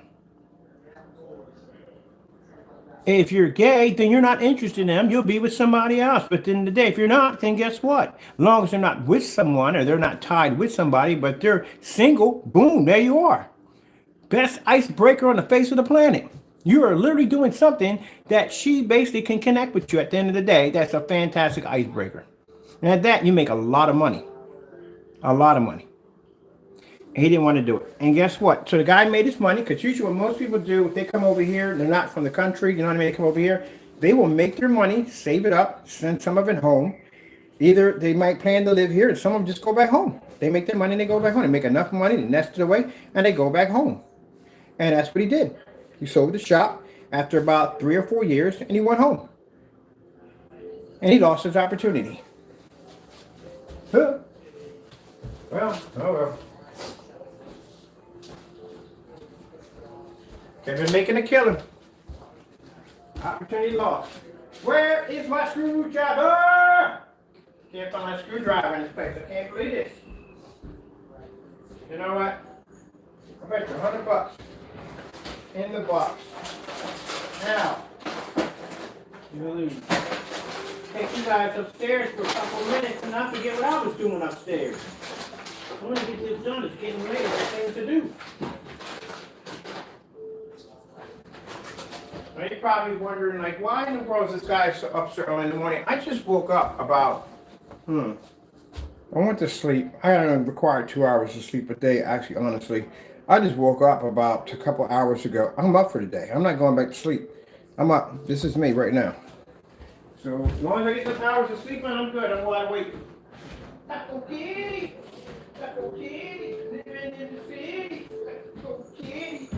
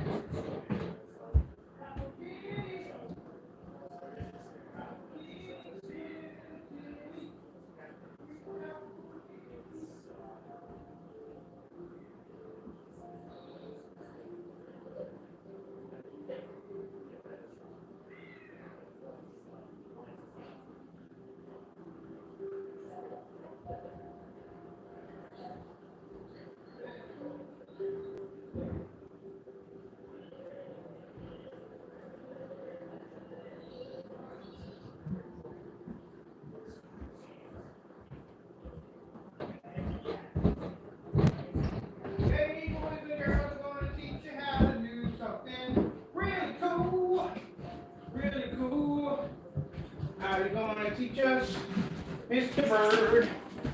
The bird is going to teach you how to do something cool. Yes, sirree. Yes, sirree. Yes, sirree. Oh, going to teach you how to do something really cool. Do more than here, just projection. Come on, so much stuff I can show you. It's not even funny. You see that right there? That right there is a computer. Yes, it's a gaming computer. I built it for myself. It's a mini arcade gaming computer. So when I got it, it was an IBM ThinkPad, little micro computers, you know, they have. And I basically started playing some gaming off of it. And it started to overheat on me because, you know, it was trapped in this little tiny box. You know what I mean? It's overheating. So I built my own torture rack. If you've never heard of a torture rack, when you mod a PC, that's where all the parts lay open. It's called the torture rack. They actually make computer cases where everything is displayed, so all your hardware is out in the open. Only downside is you do collect dust pretty quick on. Just have to keep it clean. But other than that, they call them torture racks. But you see enough of them, you can build your own. So I built mine out of 35 millimeter fans. We have a 40 millimeter fan, and then we have, I think these are 37s at the bottom. But yeah, I built my own. It's my own build. So this thing is all wrapped around in fans to keep it nice and cool. Now I got the stands right here so air can flow underneath the bottom. So we got air at the top where the CPU is pushing air downward, and then the fans are acting as a backdraft where they're taking all the heat and they're pushing it out from there. Now the back of this, we have another one for the I think it's a 2.5 hard drive. We have a separate fan here. I had to go out and get a case for this for a cooling system for a laptop hard drive that will allow me to slide that in there and keep the hard drive nice and cool. But yeah, that's my little setup right there. Nice little setup right there. I like it and all. But I'm bored of it. So I want to do something different with it. I miss liquid cooled PCs. So what I'm going to do is I try to do liquid cooling with this, but I can't do it the way it's all mounted together in here. So what we're going to do is, this already has an extension cable for a SATA drive, SATA and power drive. We're going to have this over to the side because you can't have the hard drive anywhere near vegetable oil or you'll automatically burn your system out. This doesn't have an optical drive. Everything on the front is up at the top right here, so we don't have to worry about that. This is the only concern I have. If I do decide to drop this in vegetable oil, I'm curious if this is going to function. But this is just basically for a wireless keyboard and mouse. That's basically all this is for. Really wouldn't need anything here in the front at all. But that's the trigger to turn it on. But you can actually turn your computer on basically by remote control. Even by turning your computer on without hitting your power button, you can actually do that. But that's programming. That's a lot of freaking programming involved just for this little tiny unit. I have to figure out how we're going to install this in here, because I do not want to be sticking my hand in this bad boy in order to basically change things out. Unless I get extenders for all the peripheral drives in the back, that would be easier. If I get a section where I can actually bring the interface out, that's a lot of soldering. What have we got running back here? We have, let's see, we have power supply, not worried about that. That's nothing. These are all USBs. Yeah, we can just get extenders for all of these. We just get wire extenders so we can bring this out of the oil. That wouldn't be a problem. And since we're running it through Wi-Fi, yeah, we just get USB extenders for all of these. That way we can have the cables coming out of the tank. And that way, we don't have to worry about this once this gets submerged. I don't have to touch any of this. So I could bring it this way into, that's your RAM, by the way. That way I could bring this out. So I can leave it this way, like so. If I leave it this way, like so, the only thing I have to get access to is the power. So we just needed enough on the case. So let me see, we need a case small enough to fit that. We don't need too big. This would be perfect.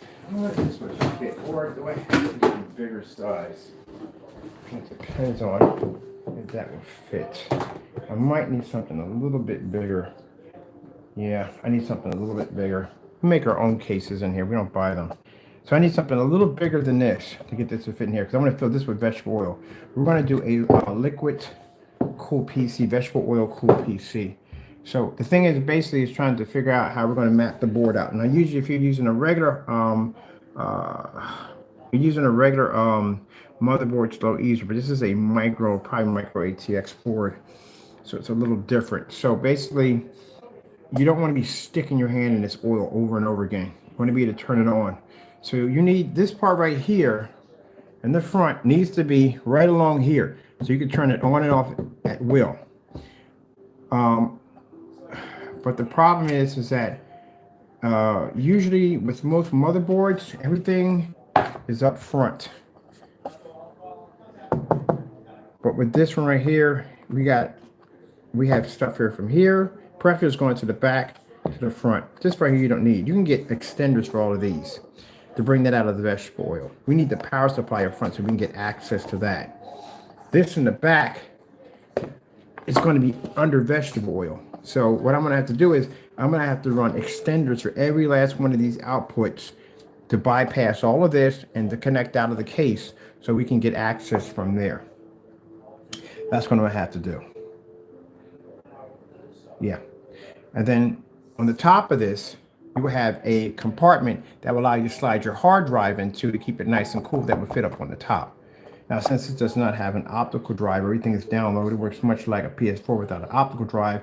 Everything is downloadable, which isn't hard at all. That's why you want to make sure if you're going to run any flash drives, extra hard drives, that these particular prefields under the bottom of it, it's going to have extenders that are going to come out so you can get access to them without sticking your hand in the vegetable oil. The only thing you have to worry about, RAM, CPU, all that, no problem. That can be submerged. Hard drive and optical, do not have it in there because you would jack it up. You can have your video card in there, it'll run perfectly with no problem. This is using integrated video. So I actually had to upgrade the RAM, so the video wouldn't basically come up too choppy.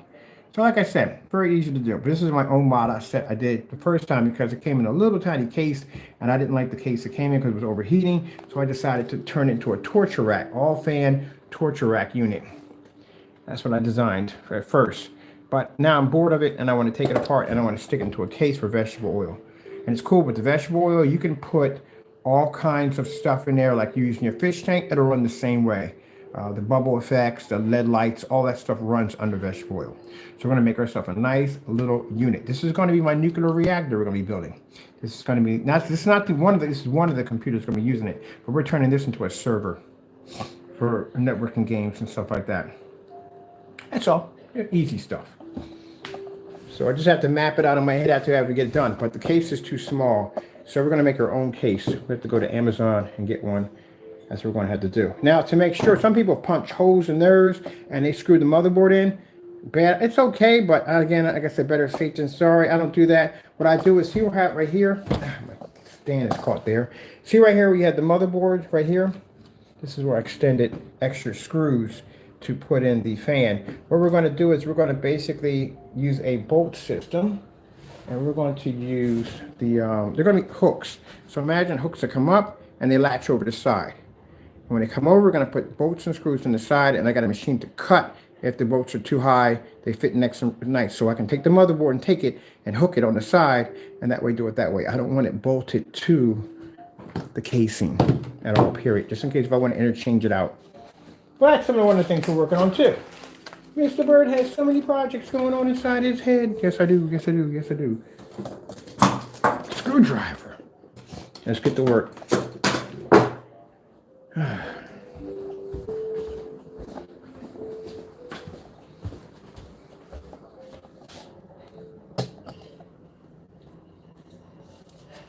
Now you know what goes on in my head 24/7. All that stuff I talk about, all that stuff goes on my head, and more stuff on top of that. Stuff I'm working on, stuff I'm building, stuff I'm designing. Yeah, I like when it's busy up there. When I get bored, I got nothing better to do. Now I get bored, I start doing other stuff. Yes, do you want my sunshine? My only sunshine. You make me happy. But that computer has to be reprogrammed because something went wrong with it. Everything was working fine with it. I hate Microsoft sometimes, I really do. And I literally forgot the password for it. I don't remember what the password was. So I have to go in there and I have to reprogram that machine before we can get it into the vegetable oil. So that's what I have to do. So I'm painting down here. All the way back down to work. Tacos like, man, do you sleep? Nope. This comes from nice to program. I never slept when I programmed. I was always up. Working on this, I miss that part so much. I might go back into programming. I miss that so much.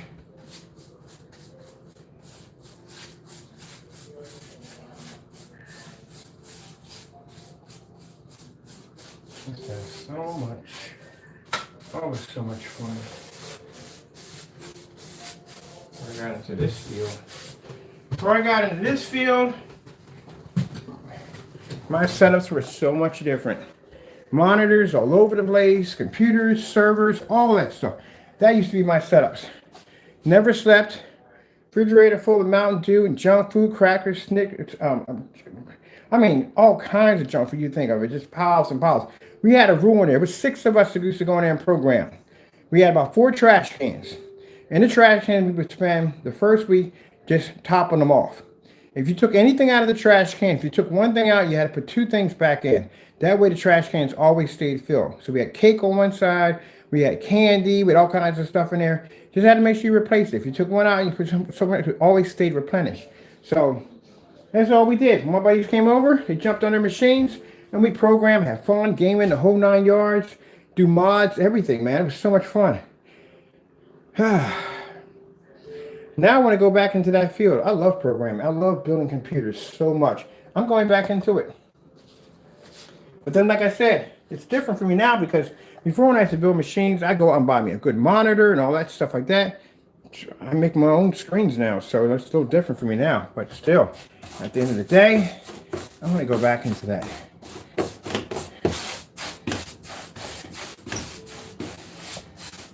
That's the one thing we used to laugh about. I was part of PC Master Race. I had a friend of mine was console. I used to constantly rank on them all the time. Like, yeah, but I could build my own machines. At the end of the day, you got to pre-order. I ain't pre-ordering jack. I just buy my own parts and build my own machine. What you doing? Building my own gaming machine. Yeah, you guys have to sit there and I'm not saying now because I do console now. I've been playing console before I was doing PC. You know what I mean? I was on Palm. I was on the Odyssey system. They're all console systems. Way before I was doing on PC. But man, when I got into designing and building computers, it's a whole nother world for me because I can just rip out anything I want, change out my parts, mod this, mod that. I freaking loved it, man. And just that people were sitting there before you guys got download. Download was on PC first. You guys were sitting there waiting in line because I was one of the people waiting in line. I waited in line for Gears of War. That's how I got that Lancer upstairs. I sat in line and waited for Gears of War when it came out to get that gold Lancer that I have upstairs. And I mean, it was fun because I got a chance to meet a whole lot of cool people and stuff at the end of the day. Both parties are cool at the end of the day. But you know, PC people on PC just do get a little bit more. I feel we're more higher up on the ladder because at the end of the day, I mean, your console games were designed for PC. When you think about it, PC games are not designed for console. Don't work that way. But at the end of the day, it doesn't make a difference. Whatever you game on, it makes you happy. But I was one of those people that was all PC Master Race, 100%. Yeah, you come at me with a console, I'd laugh at you. What would I do with that freaking toy box? I can't do anything with that. At the end of the day, you know how much power my machine has? And then they start bringing out the specifications on machines. I'm like, what the freak is he talking? Yeah. At the end of the day, but half the stuff you don't even use. Most of the stuff you have in there is just for show, just for fun, just for show. Now, it's like having a high-power race car that you basically have to slowly drive into a parking lot. You would never, some people never get a chance to open up their cars at the end of the day. But it's just for bragging rights because you have it there. What you need that for? You're never going to use that. I just have it for the sake of just having it. Yeah, so you know. But at the end of the day, like I said, it's about what makes you happy at the end of the day. You know? That's why I got everything now. I got PC and console. Because there's some stuff on PC that I like to play, and there's some stuff on console I like to play. I got both. That's why I don't care about the whole Xbox. And at the end of the day, I do hate the Xbox. I do. I literally hate the Xbox. I got it upstairs. I hate it. I hate that machine so much. It isn't the 360. I like the 360 better. I love the 360. But the new system for Xbox sucks so much. It's not even funny. That's my opinion. Everybody got their own opinion. But I think it sucks. They just ask for too much bull crap at the end of the day. Got to update this and update that. They want to make sure it's you. You're the only person using the stupid box to begin with. But they want to make sure it's you. I spent all this money, put all this stuff into it, went to go unload my system up, and I have to go through some freaking like security checkpoint to make sure it's me that's using the box. Like, are you freaking kidding me? My PC doesn't even ask me that much nonsense. Like, so much stuff you got to go through with that box. I got to the point I said, you know what, I'm done with this. I just threw it up in the attic, and it's been there ever since. I like the PS4 much better. And mind you, I was an Xbox fan. I was a huge, huge Xbox fan. I haven't touched the PS4 since the PS1 first came out. I bought it with Toshinden. I think it came out with Toshinden, the game. I bought it with that. And Jumpin' Jack Flash. That's when I bought it. And I got the game, what turned me off, I got the game Metal Gear with it. And I didn't like the DualShock controller. It was a headache. I just didn't like the controller. I couldn't stand the controllers. And that's what turned me off on the PS4. And when the PS system came out, and that's when I stuck to the Dreamcast and N64. Anything that wasn't anything to do with PS at all related, I wouldn't go near it. And then what happened around that time? That's when they started that freaking DRM dumb nonsense. We had to be online 24/7. And you don't own the license to the game because you can't share it with somebody else and they want it, so on and so much like PC does it. And I figured, well, you know what? I'm not going down that road. If I'm going to be doing this, I might just build me a gaming PC. And that's why I started building that steampunk. You ever seen that monster piece I was building? That's when I started building that crazy thing.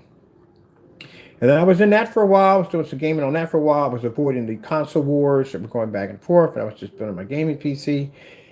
And then after that, I had the gaming PC for a while, but then I had to start spending money for more and more expensive parts because the graphic cards were outdated. And I just bought graphic cards and I had to buy new graphic cards, and those graphic cards were too much money. And I'm like, no, I'm not dumping any more money into this machine. I'm just going to buy me a console system. And that's when I was at the store and I saw the Xbox system. I was like, man, I'm going to try something different. I've had that for like forever. Let's see what the PS system has to offer. And I bought one. I bought one with the VR glasses and fell in love with it. And that's where I've been ever since. Yep. And that's where I've been ever since. Now, I was planning to get a PS5. Yes, I was. I had about $4,000 saved aside, which I usually do. I save all my money up, some money for aside for my console systems when I come out. I got about 4 or 5 grand to the side because keep in mind when you go out and you buy your console system, the system automatically from the door is going to be close to be more than what it's supposed to be. So if you've had that experience and you've been gaming as long as I had, you know what to expect from the door. They're going to jump. So as long as you have some extra money in your pocket to be able to pay for what you need to get. Then you're going to want to buy games. The games are going to be like $60 a piece. You know you're going to buy more than one game. You're going to have to have 3 games in a category. Some people have racing, fighting, action, adventure, but you're not going to play the same game over and over again. So I want 3 games from the door. Then I'm going to need an extra controller. Then I'm going to need all those stuff that's going to have to go along with it. And yeah, after a while, it's going to add up. So maybe about a couple grand at the end of the day. So I make sure I have enough money saved up when the system comes out. And then I got a pre-order on top of that. But we all know what happened when the PS5 came out, right? No one can get their hands on it. And then those who did get their hands on them got brick systems that don't even work. And the very few who do have them, how many people are you gaming online with when everybody else can't get one? Not a lot. So most of the people I saw that were displaying them don't even play them at all. Period. There are more people. I think literally there are more people because think about it. Number one, the system's still impossible to get. It's still impossible to get one of those systems. And if you do get one, it costs more than what the system was supposed to cost when it first came out. As a matter of fact, it should be cheaper now because, right around this time, that's when they bring out the slim version of it. It's a little bit cheaper. It's still crazy expensive. Then you have to worry the fact that they don't even have parts for it because about that whole NVIDIA thing that's going on right now. They really don't have enough. In COVID, yeah, NVIDIA and COVID, yeah, that's a whole other topic on itself. They don't have the parts to resource to make those chips because America outsourcing their company comes overseas. Not a good idea. But when the COVID hit, everything went into lockdown. So you now with Omicron, basically is a different form of virus. It kind of like Omicron's interesting. I study also Omicron basically is not as deadly as COVID, but it will take you out fast. And even if you are fully vaccinated, that thing still has designed to sideswipe. It has 40 mutations in it. Out of 40 mutations, or just two of the mutations is designed to sideswipe sidestep the vaccination. That's why people are coming with these headaches. 6 or 7 of my friends caught it. My lawyer caught it. My doctor caught it. This thing is no joke. So it just puts you out of commission.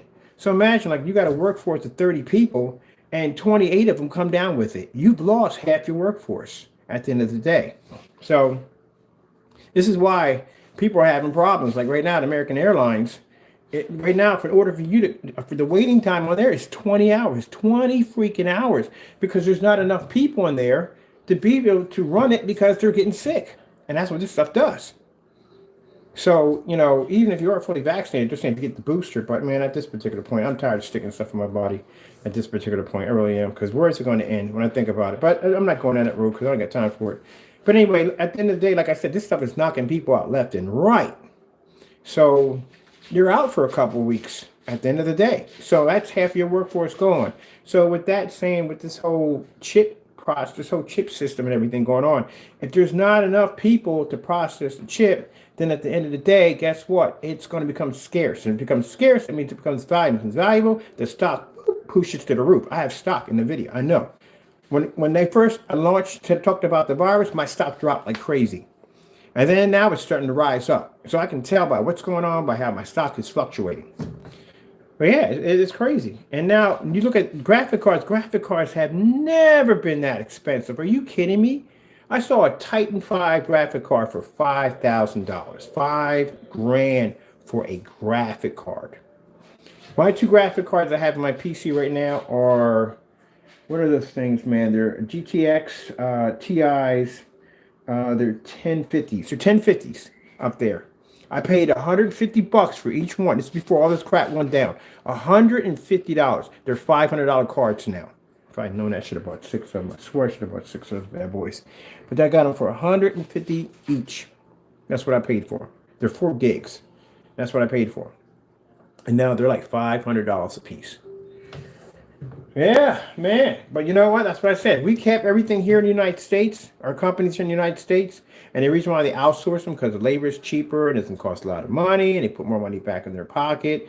Well, now you can't get a hold of certain things, because if that country decides to go into a shutdown, guess what? You don't get those parts anymore.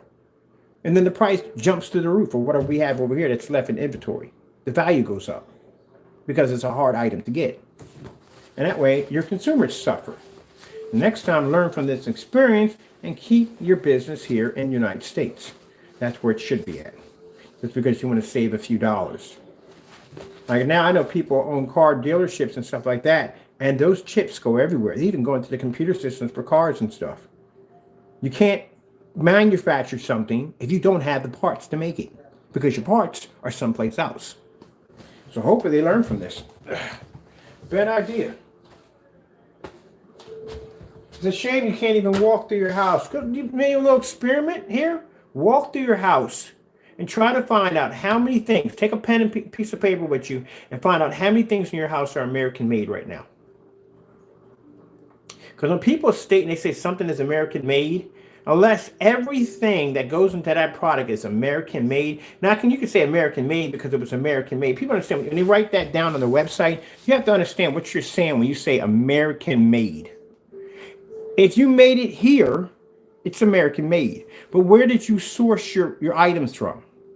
Now, if all your items were made here in the United States, that's 100% American made. But if you're sourcing your items from a third world country or someplace else, I'm not saying there's nothing wrong with the third world countries at the end of the day, but keep in mind, when you say American made, is it 100% American made? If you're sourcing your items from someplace else that's not American, that's not American made at the end of the day. It's only American made because you made it here within America. You didn't take it over to another country and have it sourced over there.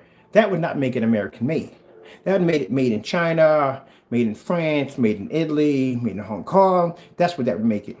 But if all your products that you're buying are sourced here within the United States and you make it within the United States, that would make it American made. That's why I tell people, when you use that term, understand what you're saying before you say it. Because keep in mind, say if you have 4 items that goes to make your product, and say 2 of them are here in the United States, but the other 2 are somewhere else. And say something happens in that country and they shut down. You don't have access to those particular items that make up your product anymore. It doesn't your product now. You have to find another source, which is from another country that may be cheaper. Because maybe the product you get here in the United States may be a little more expensive and you get it cheaper overseas. At the end of the day, your product is not American made. It's American made when all the products are here made within the United States or made in the United States. That's why so when people do that, understand what you're talking about. But you want a little experiment? Yeah, walk around your house with a pen one day and look at all the tags of everything you own and find out how many things you have in your house that are made in the U.S. and how many things are outsourced overseas. You'll be shocked. Yes, you will be. You'll be shocked. You're like, what the f-? People don't think about that. When you're buying stuff, people never think about that stuff in the day.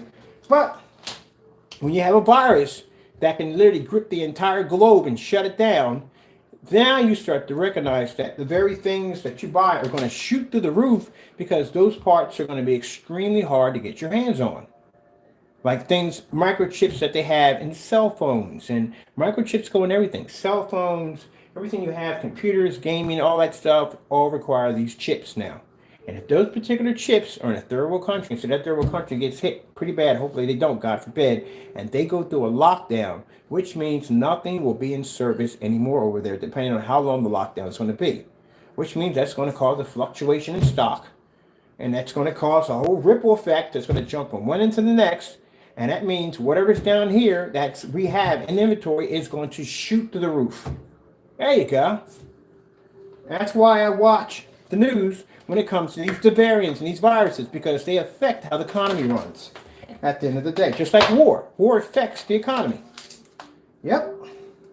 That's why people need to start, at the end of the day, this is a wake-up call for companies. Stop being so greedy and keep your business here in the United States. You can have some business overseas, but 100% of your company, you see a whole entire company will shut down, destroy an entire community because they want to outsource the business overseas because they can make more money at the end of the day. You wiped out an entire community of people just so you can make more money. That's another reason why I don't like big companies. Greed. If I could, and I had the ability, yeah, I would make sure that everything we develop under a company would be sourced here in the United States. Because if anything happens overseas, I'm covered, I'm good. That's what happened to the 8. That's literally what happened to the 8. 8 went out. We had to basically obsolete it because 6 of the ingredients that went into the 8s came overseas. And because of what happened, we couldn't even get the ingredients to make it anymore. And the 8 went under. So now when I design my products, I make sure I have more than one source to make up for one element that if one goes down, we have a backup for it. But I really would like to have all of them sourced in the United States. I really would, 100%. Not just have American made only on top of that, just to be able to get access to it if something happens. Yes, sirree. Now, okay, Mr. Bird has to go and finish this up because I don't know what time we got, but I want to do some Pac-Man, some gaming, have some fun today. This is supposed to be a short trip. No, every time I do something, it always turns into something more. Okay, we're done with the paint job. All everything's done. We just did the door. All that's finished. All this is covered up nicely, nice and white. So we're good. We got nothing else because I don't want to be popping this open. That's finished over there. Clean up my brush. Yep. All that stuff affects you. But yeah, take that experiment. Go to your house with an ink pen and find out how many items in your house right now are made in the US. You'll be shocked. Not a lot. Not a lot.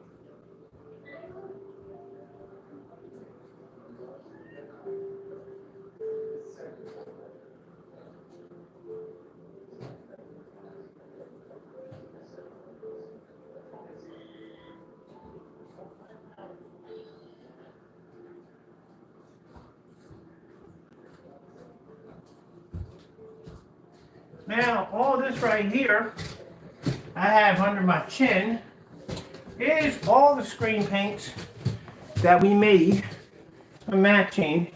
I'm not going to mention his name. I'm going to ruin my video with his name. But you know who.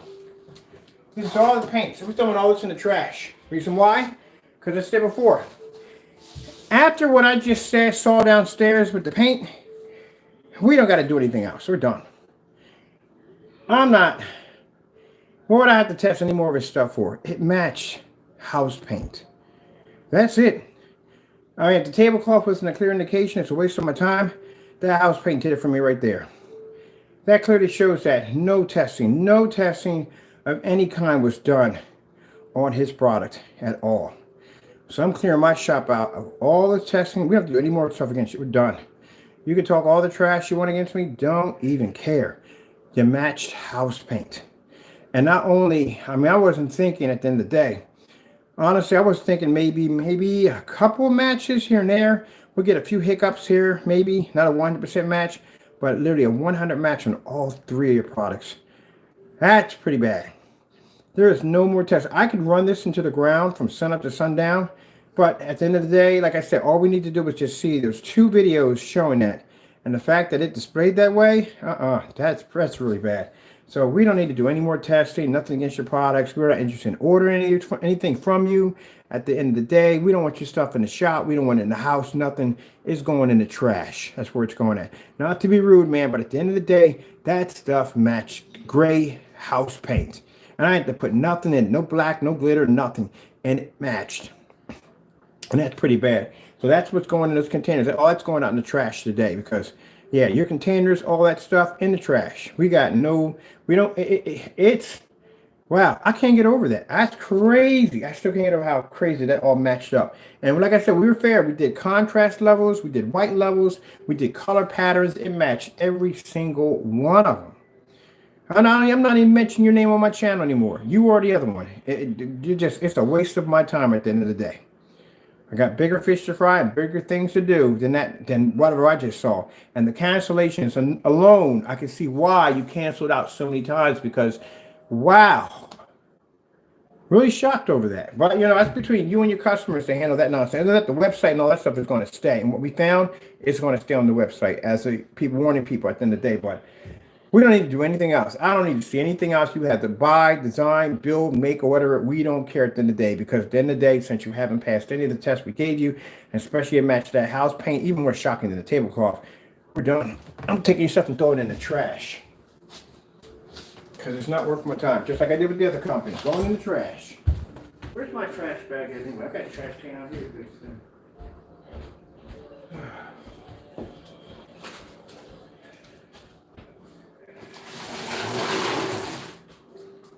Big box up here, I think. I need to put all this stuff in. Oh, I'll just throw it in one of the nice poster boxes. I hate to use that for a trash box, but I don't got anything else to put this in.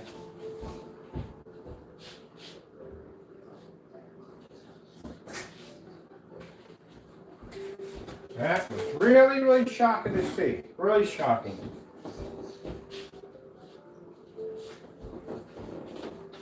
And it's not to be rude or anybody saying, oh, you're being rude or disrespectful. No. That stuff should have never matched house paint. Are you freaking kidding me? That's a lot of money people are paying out. He didn't do any tests.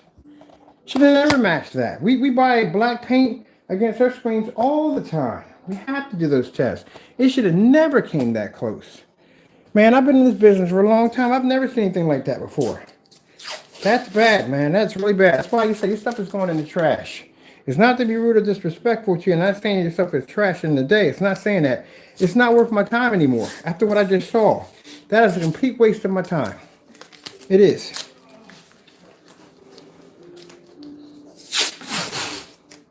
That's like all them companies out there want to sit there and certify screens and whine and cry about every little thing. We ain't got time for y'all no more. Y'all, we toss y'all stuff right in the trash. That's how we see it. So I don't have any trash bags right now, so I hate to use the nice poster box, but that's where we putting this stuff. We're done. I ain't never seen anything like that. We've done tests before, but I mean, I'm expecting some stuff. But you're talking about a house paint, and it wasn't even. I can understand if we have to mix black into it, and we have to put glitter and all that stuff, but we put nothing in this stuff. So we're not interested in doing any more tests. You can talk all the stuff you want about our products. Don't care at the end of the day. At the end of the day, I can back my stuff up at the end of the day. If anyone asks me, hey, what's the difference in your product and black paint? I can back it up. What's the difference in your product and black fabric? We can back it up. You know? As a matter of fact, that's going to be one of our slogans. That's what we're going to be doing. We're going to be buying all kinds of black products and throwing it against our screens for fun. But at the end of the day, not worth my time. So it's not to be rude or anything, but to understand, you canceled orders, man. On top of that, makes it even worse. Coming off topic for just a minute. I'm not mentioning his name. I don't want to mention his name. I don't want his name mentioned on my channel ever again. You or the other one. You will see me in court. That will happen. But other than that, as until then, we don't want to mention you on the channel because you're not worth the time. You canceled orders, even worse. You know? So we want you out of the shop. Getting your stuff, get it out of here. I want it in the trash. It's not worth my time anymore.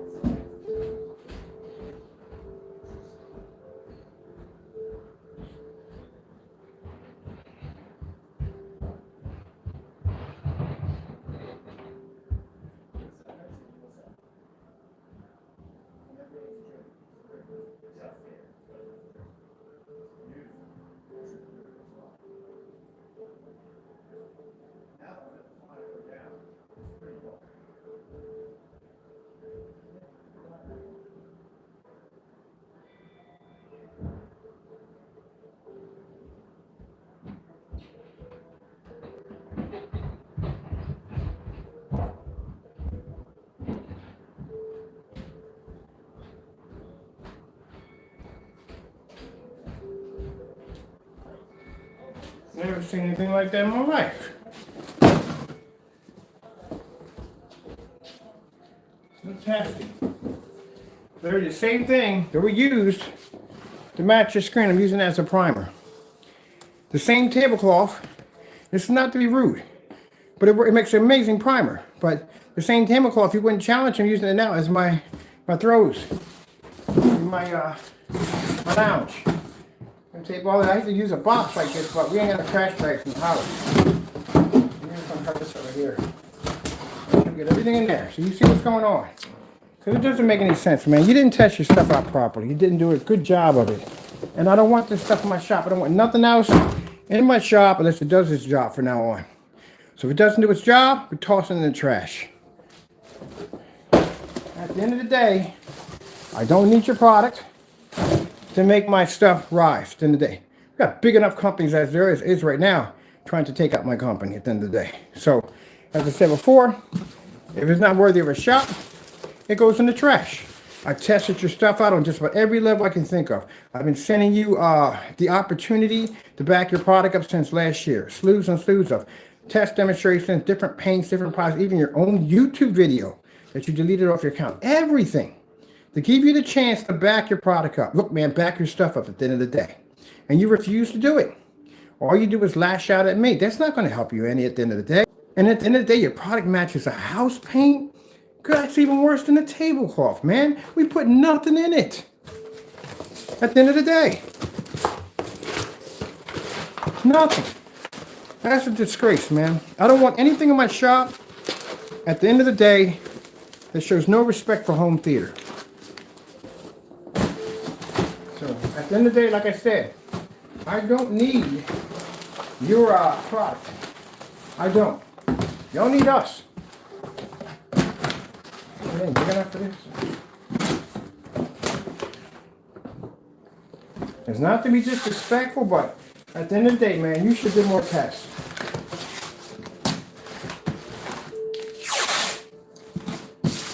So we're going to do the opposite of what you're doing. Now, we are going to do great paints, but they're not going to be yours. You're going to be under Digital One Crystal Screen Paint. We'll announce there'll be Digital One, great screen paint products, and then we'll be buying some other paints that we have on the list of seeing if they match our screens, and we get some black paints and stuff like that. But our slogans for our stuff now is going to be basically getting other forms of black material to put against our screens to see if they all match, stuff like that. If they're not going to do the demonstration, hey, we got no problem doing backing it up at the end of the day.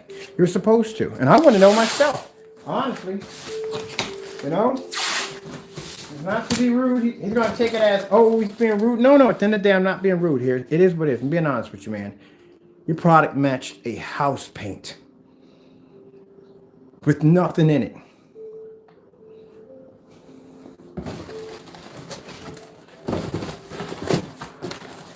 Not to be rude. Match the house paint. This shows at the end of the day, you didn't do any testing at all. And that's what you should have did. And at the end of the day, my customers need to know 100%, are they getting a black screen paint or are they getting a can of black paint? They need to know this. And by me doing those tests, I give them that confidence that no, at the end of the day, you're not buying just black paint. That's why I can go in and write on my screens. That's why our technologies and match other screen paint products, because they have their own identity. I do the best I can to make sure my product is different from everybody else's, even down to our tests. But your tests are the same thing. You come on camera, you paint your stuff in a dim environment or dark environment, and you do these half demonstrations. And then I can see at the end of the day, you didn't take the time out to go, I wonder how close this stuff would come to a gray sheet or a gray tablecloth or a gray paint. You didn't do any of those tests. And I saw the tests with the bare silver screen. It was the most embarrassing thing I've ever seen in my life.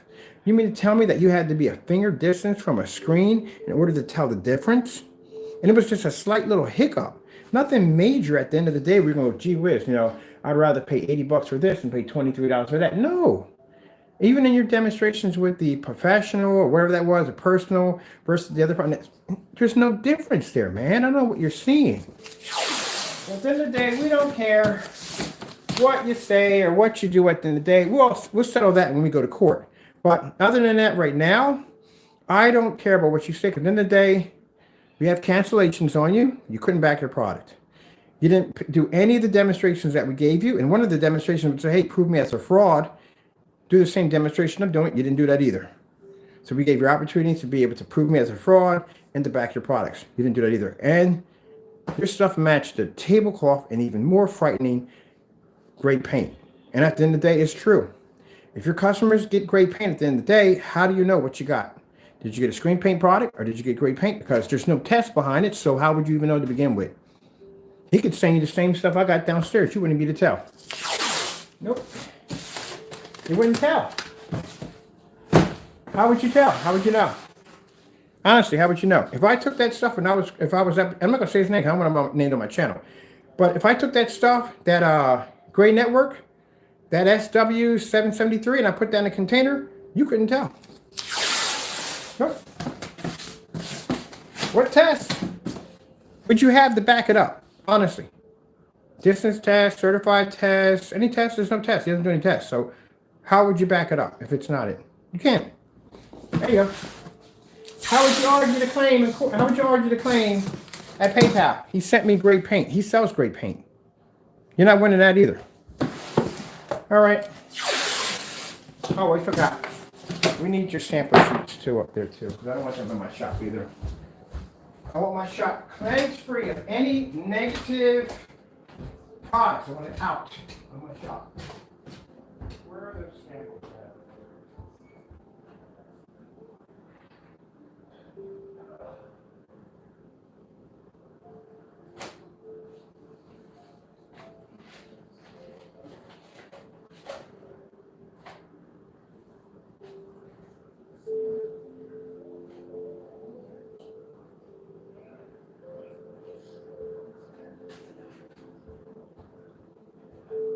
Not to be rude, I just don't understand. What in the world? And the same thing goes for the other one too. The same thing. You're not unscathed either. You canceled 5 times on yours, so you have nothing to say. You couldn't back your product up at all. Period. And your product, we know the color of your paint. We know what will match it right from the door. If I waste my time. Have somebody order, because we can't order from you. You're afraid. You will cancel. We all know that from the door. So we have to get somebody else to place the order, because if we see us, you'll cancel. That right there, right from the door, shows you your product's not worth it. But if I guarantee if I get it down here, I know exactly what paint will match your paint with no problem. And it still would cost the customers $23 a gallon, and they can do it in one hit without doing the whole 4 paint process. I've already showed you in the demonstration. I painted 2 screens by the time he finished his demonstration. That tells you right there. Wasting my time. So I got a lot of stuff going on. I got a lot of projects I'm working on. I don't have time to joke with you guys anymore. I'll see you in court when we get there, and we'll go from there. My copyrights and other stuff you did. Other than that, I don't want your stuff in my shop, because as I said before, you can't back your products at the end of the day. You can say whatever you want about me at the end of the day. You can call me a scammer, this, that, I don't care. At the end of the day, your websites look fake. You don't have your products descriptions look fake. You have multiple return policies, and some don't even have policies on them at all. The eBay account is in shambles. Even when you go to your account, your YouTube account, you click on it, it brings you to a blank page like you're hiding something. And then on top of that, the cancellations, you can't back your products at the end of the day, and you match freaking house paint with nothing in it. That clearly shows at the end of the day, what the freak am I doing messing around with you guys at the end of the day? Wasting my time. Going right out in the trash. I don't want anything in my shop unless it can back it up. You sit there and talk about my products are too dark, and it's funny. It's interesting how I go in these forum sites. My product is so dark, but yet I got demonstrations on my screens outside at 150 inches. I got a screen right in the middle of my ceiling light. When I turn that ceiling light on, I have more light in that environment than you have in your entire apartment. Not to be rude or disrespectful, but it's true. You can't back your stuff up, man. That's sad. Hey, I said, why do that? Because outside my house, I have boxes, skunks, raccoons, and maybe a couple possums. And the possums and the raccoons, I don't know what's going on with them, but them suckers don't like to back down. I get chased by a possum before. It's not a pretty sight. All right.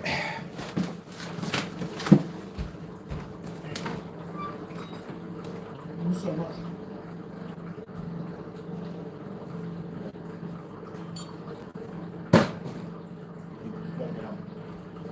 And that's it.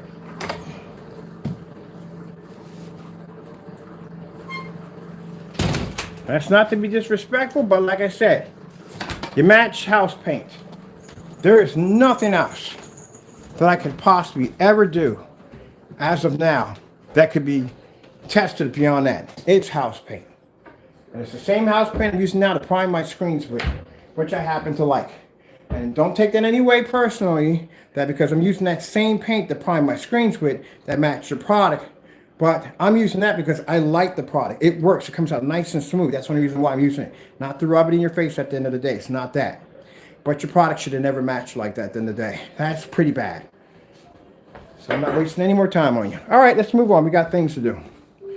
Got that out of the house. What do we got to do here? All that's bagged up and out of here. And let's start. We got the lights and everything going down there. I'm going to put my whatchamacallit back up. And that's the end of it. We're not going to mention you, neighbor, the fellows. We don't call them the Crow Boys anymore. We call them the fellows. We give them a little respectable spin on it. We call them the fellows. But other than that, we're not going to mention your name. You don't exist anymore. You exist when we go to court. That's the only way. Other than that, I'm not mentioning your name. You're not getting anything from us at the end of the day. Not a thing. We don't care anymore. After what I just saw on that paint, we're done. That's the worst thing I ever saw in my life.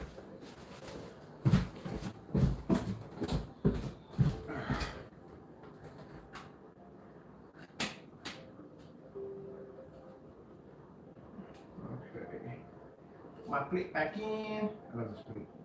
Where is this for this one? Oh man, I have a virtual pinball machine. Ah yes. I gotta build me a tabletop virtual pinball machine. Now that I don't have. How do we go about building that? Oh yeah, no, I can do that. That'd be cool. That'd be interesting. Matter of fact, we can use that machine to do it. I'm good at pinball. Do they have any pinball games on it? Oh, what if they got pinball games on the PS4? Virtual pinball machine. I'm gonna check that out. Oh yeah, I'm getting myself a virtual pinball machine. I forgot about that. PS4, I think that's an amazing virtual pinball machine. I'm getting one today. Now, real quick, last thing we gotta say. We already know he's gonna retaliate by lashing out. That's what he does. My last message to you, my friend. Don't lash out at us. Back your product at the end of the day. That's what you need to do for your customers. Because at the end of the day, your product should have never matched what we had downstairs. And mind you, I only looked at your screen one time, and I got the all the color patterns out there that they're on gray paint, and we matched it that fast, that quick, and all three of them. That's extremely bad, very bad. I didn't have to take your product down to Home Depot and do a match. I saw it through a screen and matched it. That's how bad it is. The other visual, you know what I'm talking about? You brag all this stuff about your product being this, that, and the other. Think about it. You canceled your orders literally so fast that we took the same $160 and paid for all three of your orders on the same day and got our money back. That's not a good sign at all, period. Especially watching you drop a website marketplace in the middle of a live stream of a transaction. Very bad. So you guys, at the end of the day, need to back your products up.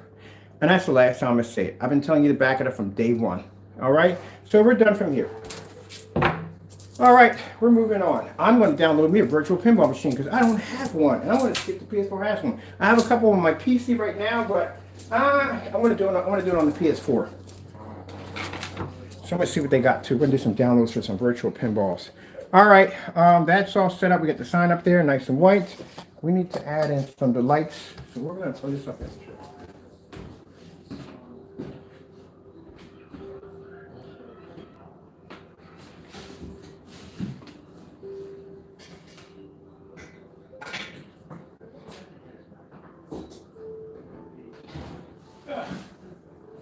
Bluetooth mode.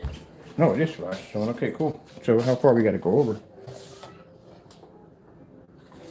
Depends on where I got to put it. If I put it down here, I'm going to be able to get more of an effect from here to here. It depends on how far I gotta come over with this. I don't want to be tripping over, get murdered. So let me see.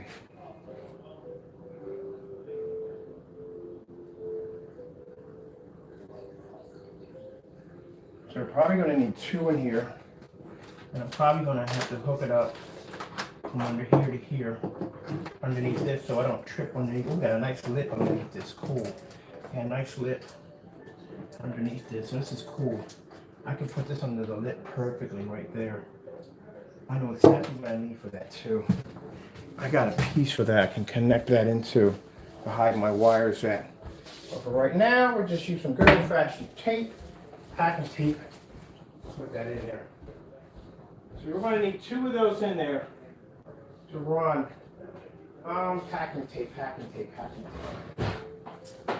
Come on, we gotta have some packing tape, Mr. Bird. You gotta start putting yourself up a little bit better.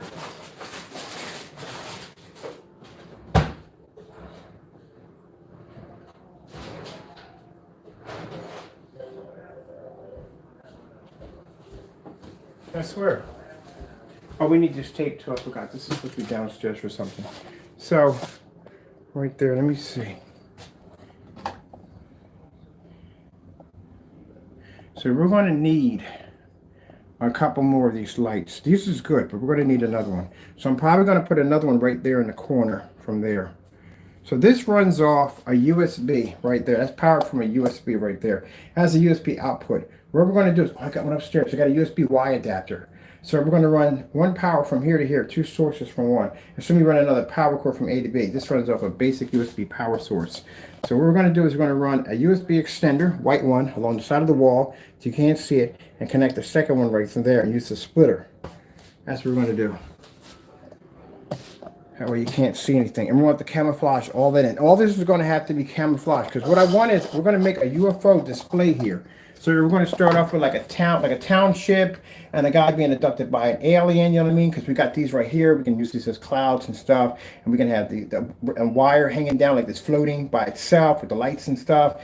That'd be pretty cool. We're going to have to modify some of the toys to install spotlights. So we can have that spotlight come down. We'll have like, it's easy to make a cow look like it's floating. So all you got to do is get a really clear pipe cleaner and basically just extend it up under the cow to make it look like the cow's actually floating, like it's being abducted. I'll show you how to do it. I like to design all this stuff, man. Like I said, I used to be in the trains and all that stuff, design your own. Now, I wasn't as good as some of these guys I see on YouTube that build their own towns and stuff, but I knew a few tricks and stuff like that. And I did do a case that involved, like, for Alienware, and the guy wanted this UFO display inside the clear case. And one of the things we did was the cow abduction, where basically we had the whole little farmland, use that kind of grass that you get for, you know, astroturf and stuff like that. You know, you build these nice little stick figure homes and stuff like that. We made the barn out of popsicle sticks and stuff like that. And we had the cow drilled a little hole and put the pipe cleaner through it, and then put the UFO and put the LED lights that would come down like it was being what do you call it, taken away. And that's how we did it. So some of the stuff I'm learning, I did for my PC, for designing my own different form of mods for outside and stuff like that, for adding stuff to the case to dress it up. I'm going to have it along here. Very easy to do. Like I said, you know, just got to use the imagination. That's all you got to do. Just use the imagination. God gave us an amazing imagination. That's the wonderful thing people don't understand, man. You got your ability to build, and it'll make a difference. Everybody has the ability to do something interesting in life. They do. Everybody has it. Just got to find out what it is. But you do have something special. God gave every man and every woman a gift on this planet. At the end of the day, everything, that's why I don't believe in evolution. People say evolution, you know, things just exploded. So let me get this straight. So in the woods, you should hear constant explosions going off 24/7, because that thing's just exploding into existence. No. Everything you have in the house had to be thought of, had to be drawn into a blueprint, and had to be designed. My popcorn maker over here, somebody came up with the idea of it. Somebody basically drew out the blueprints for it, and they made it, and there it is. How God made the earth, he thought, well, God's a little different. God just thought in here, it just was. That's the end of the day. He don't need anybody to build jack for him. He just thought, and this was. But he's a creator. He built him. He gave man the same ability and woman to be able to create and build. You get that from God at the end of the day.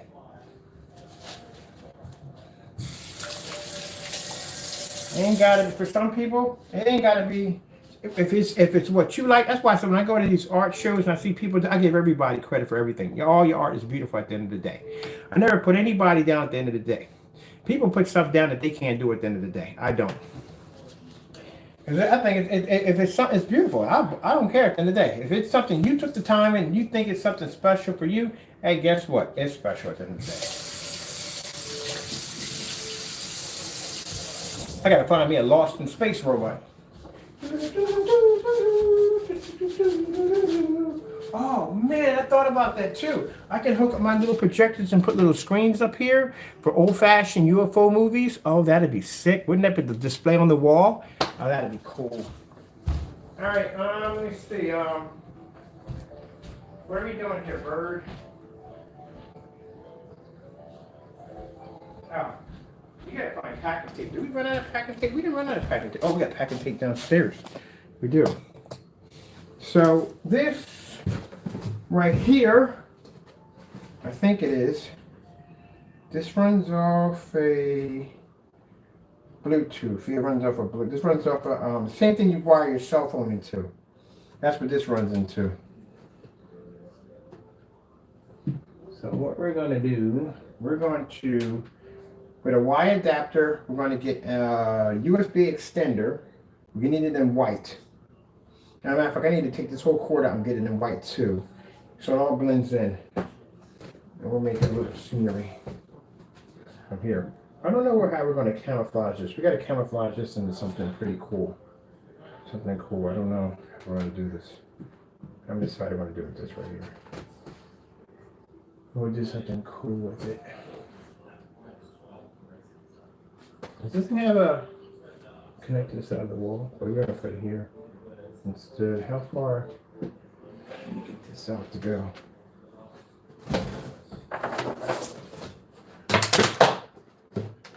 We'll get it all the way over here anyway. Let's see how far. Can I get it over here? Over here to here?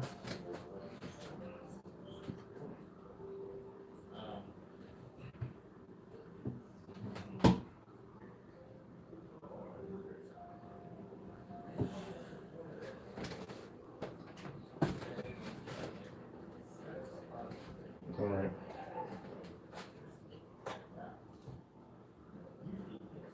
That'd be perfect right there. Okay, then you just line all this in. You have to change up the cables to all white for that section right there. That's all. And this, we have enough cord on this. All right, we need to get the cord from here and from here. So for right now, I'm gonna get a zip tie and I'm gonna knock it right in there. We got a nice lip, we can get it up underneath that. That's good. So we get a zip tie.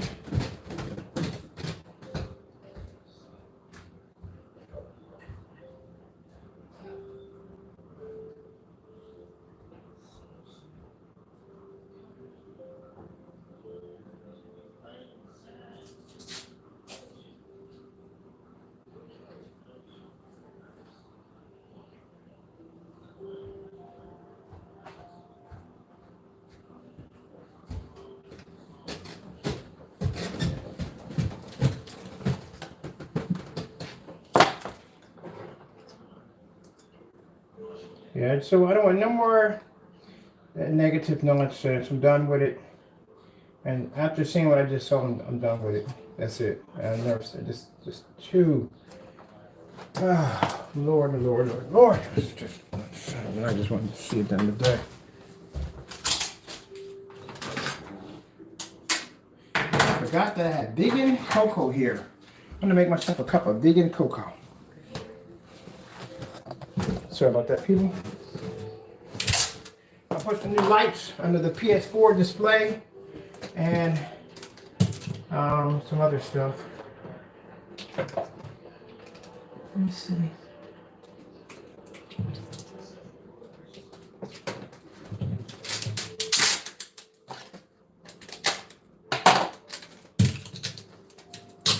Whew. Stay, buddy.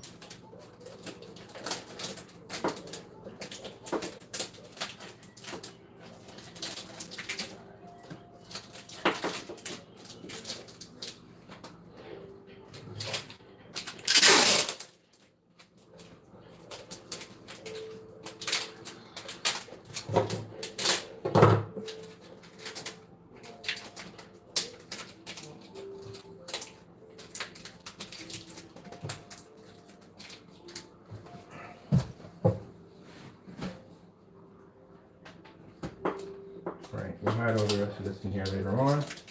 I'm going to get the extender for this point right here. So we're good with this, and this. This is nice and tight. In there, I'm going to put another one here for that one. And hide that and get that nice and close to the wall as much as possible. So that's good. That's in there perfectly. That's all done. Another set of these for this. And we'll get an extender for that. Make all this in here disappear when we get under the wire. I'm going to put piping around here to hide this. But for right now, this is how it's going to be. Now, once we get the electrician down, we're going to have 2 people to come down the stairs to do 2 things to the basement that need to be done. For right now, all this right here. Now, one thing I love about this house, all the wiring down here is brand new. I had somebody inspect the house before I'm in the process. I'm doing a rent to own, so I had somebody come here and check everything. Wiring is all legit in here, good, which means that saves me a lot of money. How much money it costs to rewire a house is not cheap at all. Trust me. So, I'm good with that. But this part right here has to be done. This has to be hidden. I don't want to see any of this right here. So someone's going to come in and do all that work to hide all this and make it look like that over there. That's what I want. I do want some of the pipes exposed. I do. Because I want to be able to run my LED lights across them. Because I love with the whole LED light piping thing. So I do want that. And I want some of them to glow in the dark. So that right there, yeah, happy about that. Yeah, so get all this done right here. And that's pretty much it. What else are we doing in here besides that? Oh, washer and dryer got to go. That definitely got to get out of here. Got to get rid of both of those, get them out of here so I can push all this back and get some more room. I'm going to put a nice little section wall here because I want to be apart from Dirty Betty over there. Like, why'd you call it Betty? It just came with the name Betty. It doesn't involve anybody. It just has the name Betty. And then from here, we're going to take this over here, and I got to figure where we're going to put this at. We'll probably have room over there once we push that back because I'm going to put a Whirlpool stackable washer and dryer in this section and have an area that comes from here to here. That's my little laundry section right there. So I can work down here, my laundry section, and my shop down here at the same time. And then that'll give me access for out there because we're going to turn that into something completely different. I'm going to have a nice little workshop so I can work outside too because, you know, sometimes in the summertime, I just want to be outside. All right, so I can see we lit up the PS4 section over here with all the gaming stuff on it. So that's all done. I'm going to be taking these outside one by one, and I'm going to take a paint can and I'm going to blast those in different colors. I'm going to do some reds, blues, and greens off of that. I want something really cool. I want the whole gaming thing to have a kind of like a retro pie kind of arcade look to it. So right now, I just got to put my zip ties in for my screen over here, which is the acoustic. And yeah. Testing 1, 2, 3. Testing 1, 2, 3. Testing 1, 2, 3. 3, 3. Testing. 1, 2, 3. 1, 2, 3. 1, 2, 3. See, that's how they're supposed to react. When you get sound activated lights, they're supposed to react that way. 1, 1, 1, 1, 1, 1, 1. That's how they're supposed to react. The ones I see that they make now, the cheap ones, they just flash for the sake of just flashing. So you don't even know if it's activating the sound or not. That's what happened to the ones over here. These activate every time I talk. So if I'm quiet,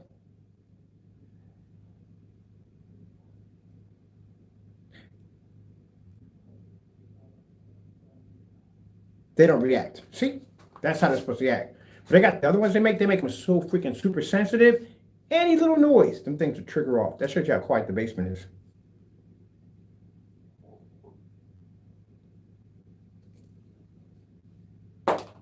See?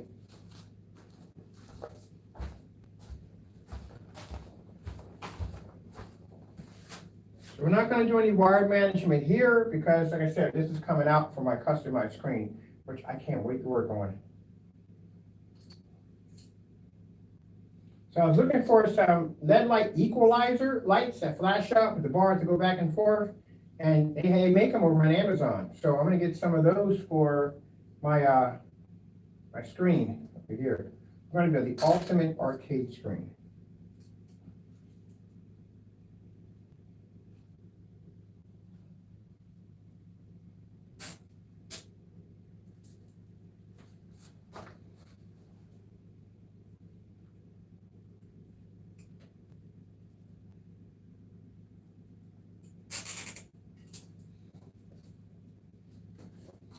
I like these stands. This is a good stand on top of that too. Stand the man, pots and pans.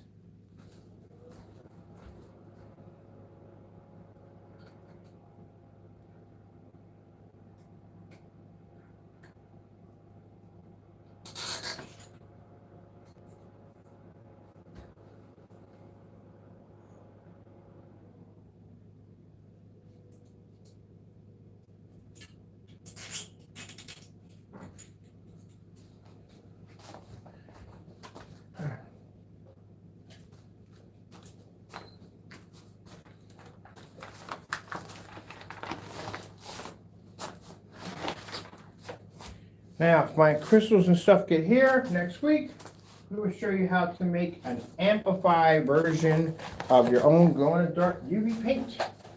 How to make it more advanced than what it is. So that stuff they give you, that stuff doesn't glow. It glows to a certain degree, and that's it. And that's the end of it.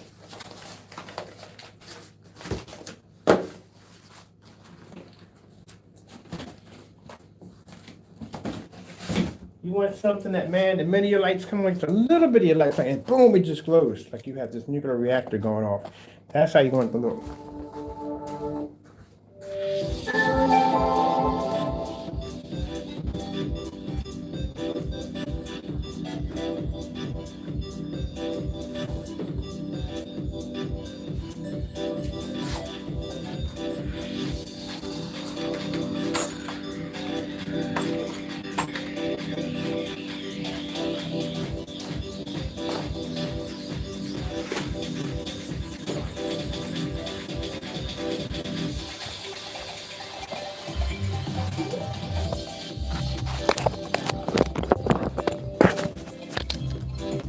That was a long video, people, but usually these videos are when I'm doing this kind of work, because you get a chance to walk around the house and watch me do all this stuff. Let's get the floor set up. Boom, boom, boom, boom, boom.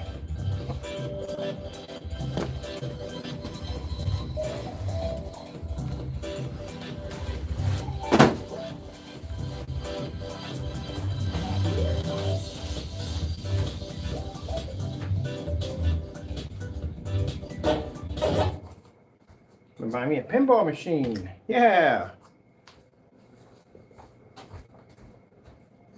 So we're gonna make a really cool. I mean, if I'm gonna be selling this gamer paint, this new gamer paint, I gotta have a screen that goes with it, man. So we need plenty of lights and bouncing meters jumping all over the place. We need something crazy for the screen. So we're gonna build the ultimate gaming screen setup. It's gonna be sick. So many LED lights. It's gonna be amazing. I can't wait. So yeah, that's what I like about building, man. I love that about building.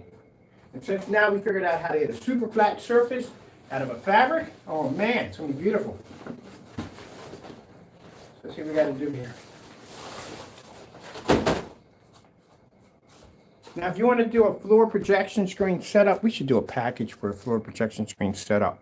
I wish I can get a palette of these projectors right here, because I would do one. This is good for fantastic. This projector right here, 60 bucks. That's it. You don't got to spend a lot of money. The stand, on the other hand, it's like $100, but still worth it. The reason why I like this projector over the Epson over there, because this projector, when it hits the floor, it lays perfectly flat. The Epson has a bit of a tilt to the keystone. It doesn't perfectly lay flat, but these were made for doing tabletop. A lot of people don't realize that. I love this thing right here. Cheap lamps are about 40 bucks to replace. That's basically about it. And man, I've burnt these things for hours. It takes a long time for these things to basically burn out on you. You can get them over on eBay. I don't know how much they're selling them for. I don't know if they're selling for now, but I know they're all over eBay. The model number you do want to go with, and I'll give you the model number. It's a particular model number. This is the LM361X. Remember that, because this has a positioning bar in it, which means, say when you put your projector down and it overshoots, you can put it right back in that spot with that positioning bar. Kind of like a keystone, kind of, not keystone, but lens shift kind of device, but I love it. So I'm lighting my floor up. Well, like I said, it's up to you. You want to be here and watch? You want to watch? If you don't, you don't. It's up to you. I'm going to have my fun. At the end of the day, like I said, you watch, you don't, you don't. I'm going to have my fun. I'm getting my time into play. Gonna have some fun. Put my floor display in. I'm going to have to get myself a bigger surface for the floor. So I'm going to have to redo the floor. I'm going to have to, what I'm going to do is I'm going to put a Velcro strip from here to here. What I'm using on the floor, this right here I'm going to change out. I want that to be bone white. So I got to clean the floor a little bit because the floor is very dirty.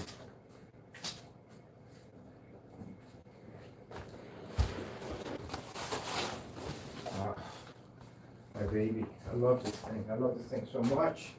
My visual effects floor.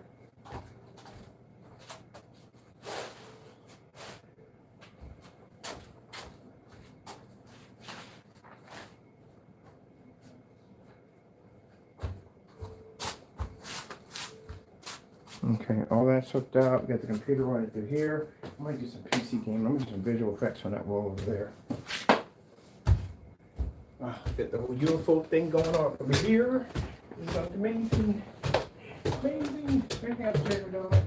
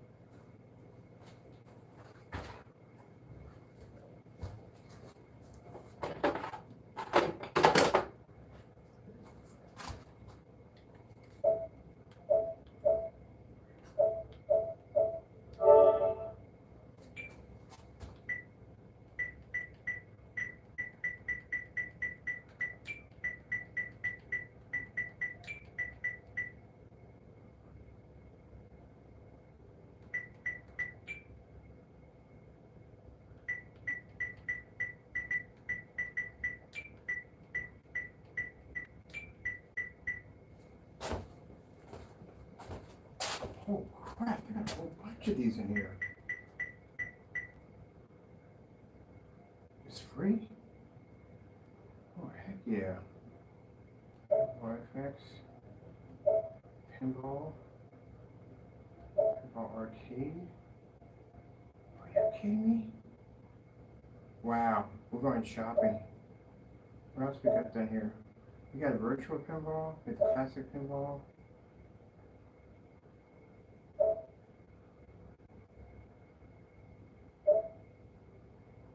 Maps are free. Man, this is cheaper than PC. This is Marvel. Oh, pinball. I got a whole bunch of these in here. What else we got in here? Jurassic Park. Oh, man. Monster Pack for $10.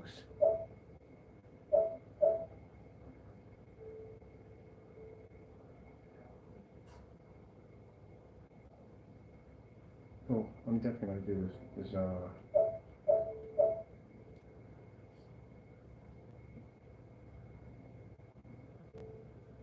What's this right here? Pinball.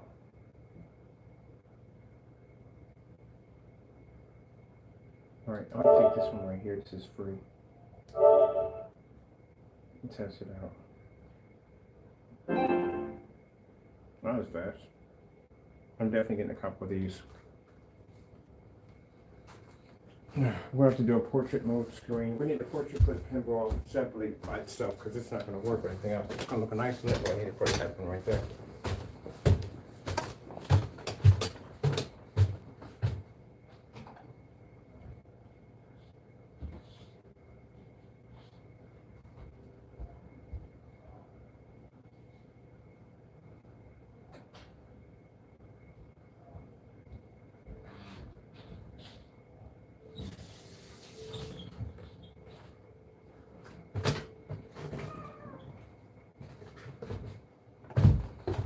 So much better than basically having, yeah, it's going to fit so better.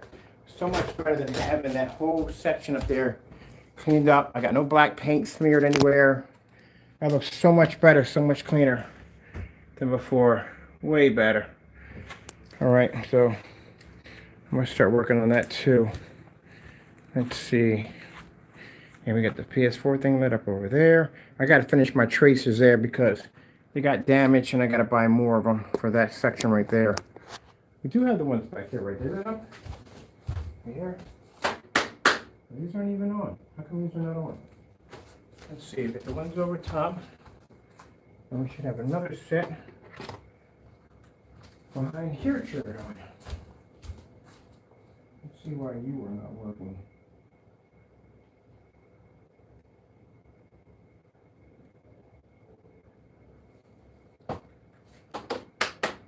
Put it here. Where are you plugging at? Let me see. I'm not even on. Why? There's your cord. There's your power adapter over there. You're running through what? Why are you not even on?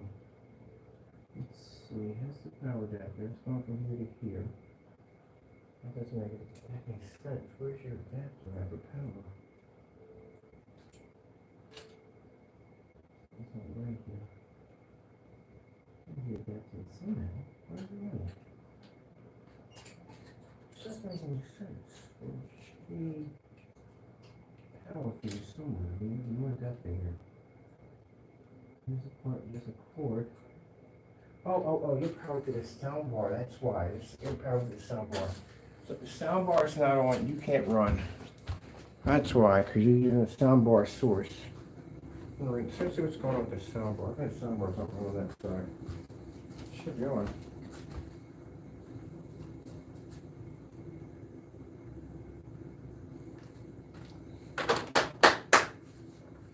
Yeah, we just took this one off. This is why everything has to be done manually, because one remote control triggers off another one. Great. We need to get this on, but I don't need this one to censor off, but that one's censoring off too. So let me see.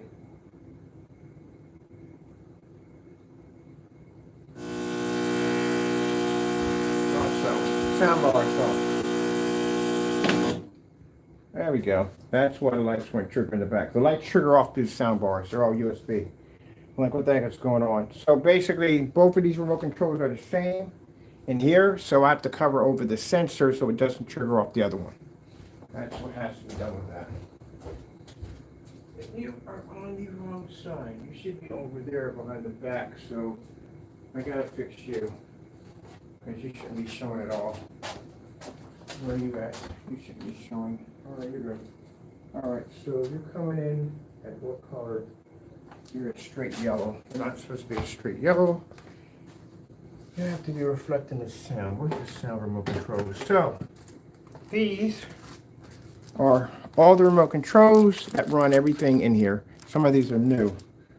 So we have to get the one to activate the sound for that section. Let me see. Where's your sound remote controls at? Because you're just reflecting blue. There we go. Clap, clap, clap, clap, clap, clap, clap, clap, clap, clap, clap, clap. There we go. Now we're all activate the sound. Now these are running here. Those are running for the back. Those are over there. Those are light up over here. They're doing the back and forth glow feed over there. Good. They're all good to shoot.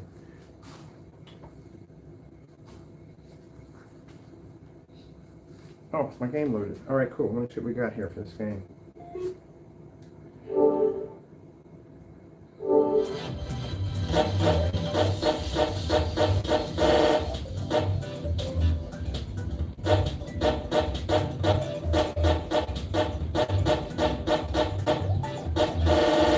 Not seeing the pinball game here.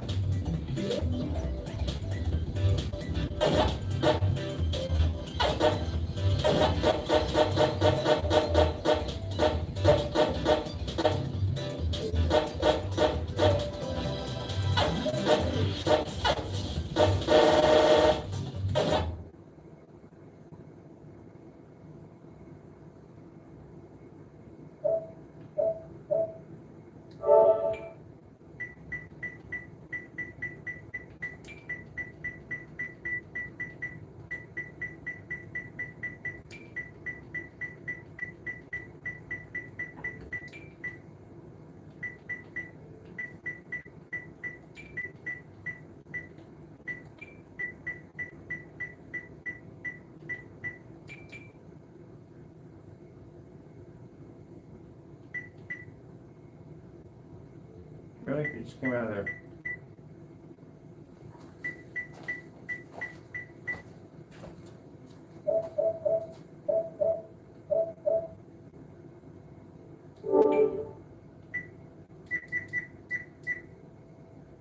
Oh, that's why.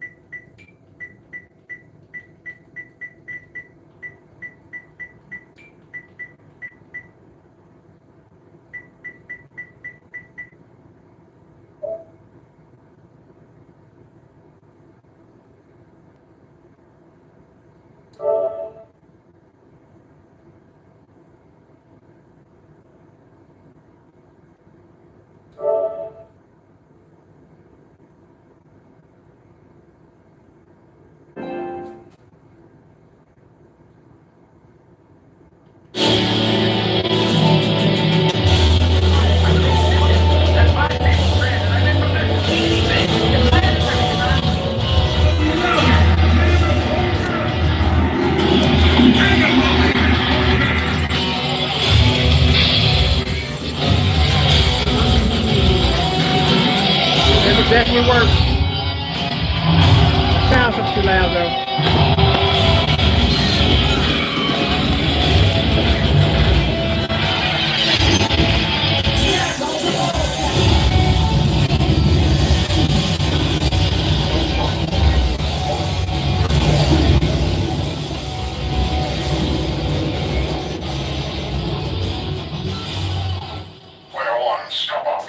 I just got that for free.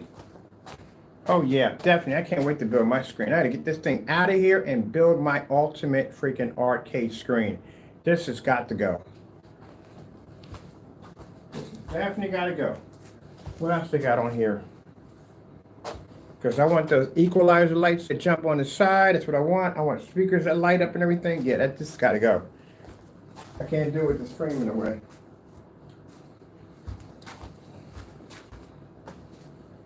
So I'm gonna do me a Sigma, build or buy. And basically building is much better than buying, because you can add a whole lot of cool stuff into your screens that aluminums can't do.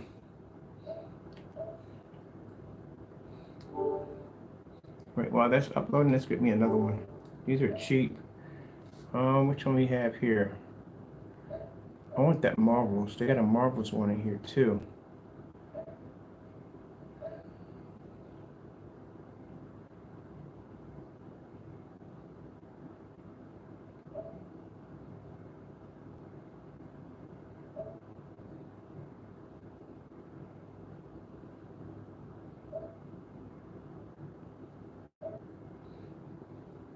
Oh, they went $31 for the Marvels. I don't want to spend that right now. Ugh.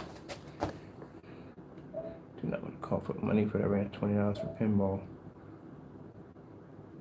But they got the demo, they got the level for free. All right, cool. They got levels for free. Okay, that's definitely worth it. Pinball Season 2 bundle, Star Wars.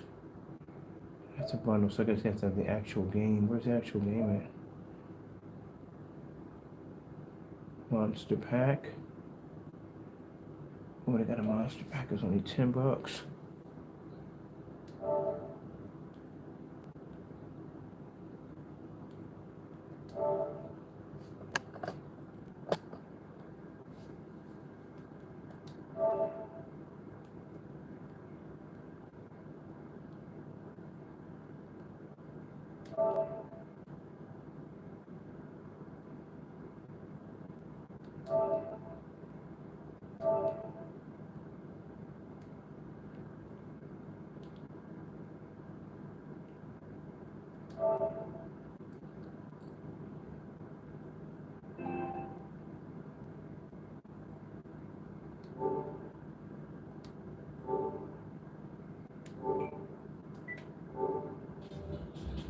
Still waiting for two of them to download. That one right there, waiting for that one to download.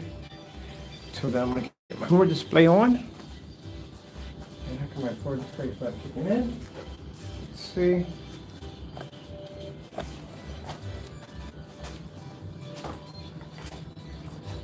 Chair. Okay. Should just want to move right now.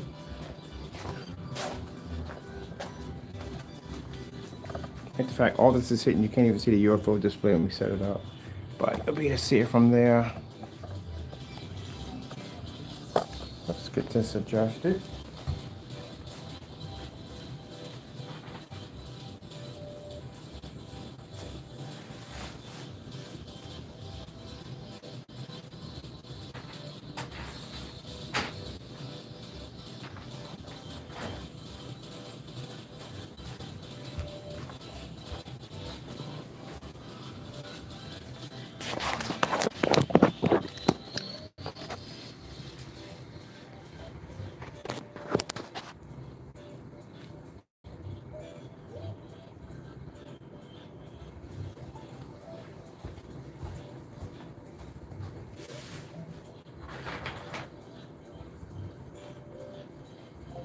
.4K screensavers.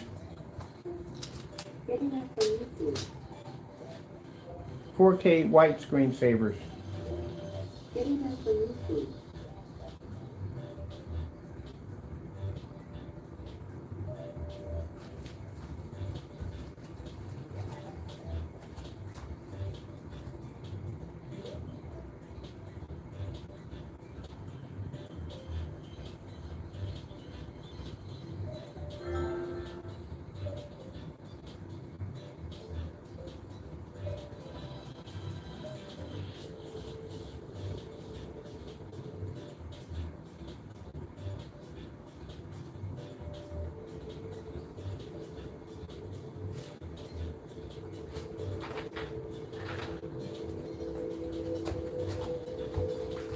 Alright, got my floor activated. And I am going to go enjoy some pinball. Where is my stand? Oh, stand's over here.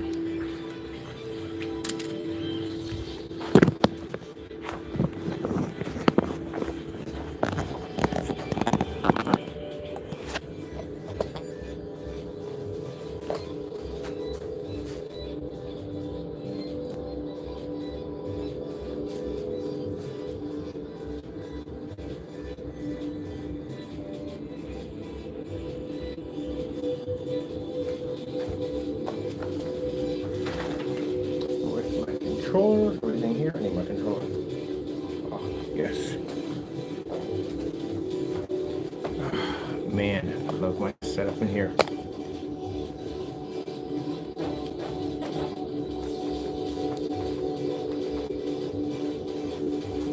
Volume down on my space. I don't need to jump that loud. Nope, a little lower. There we go.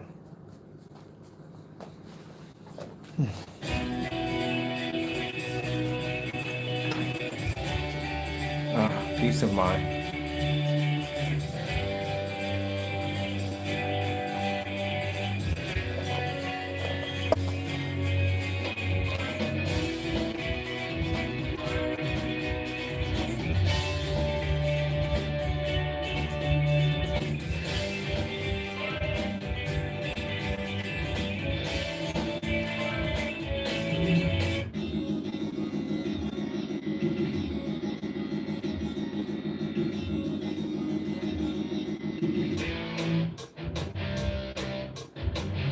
Oh, this is nice. I just needed one of these.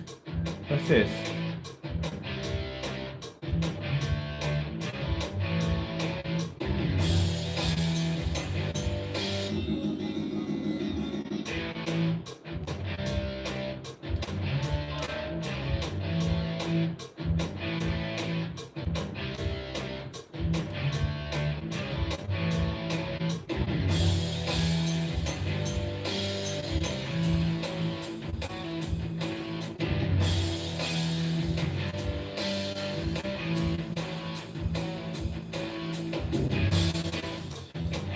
Okay, are we loading up anything on this?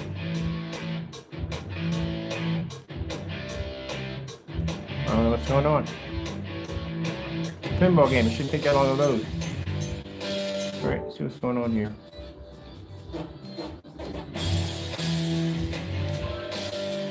Alright, that one's not working correctly.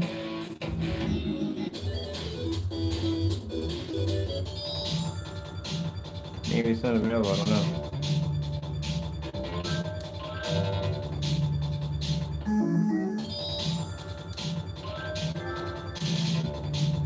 Alright, that's installed, good.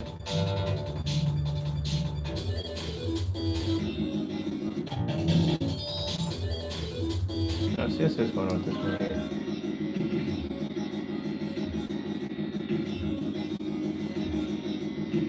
Oh, buy it now. Free play for free.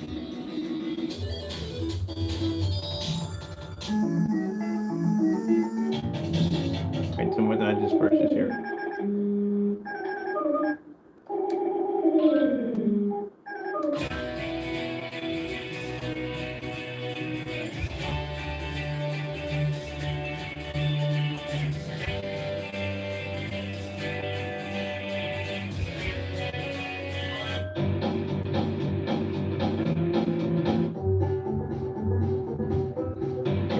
Country in that one.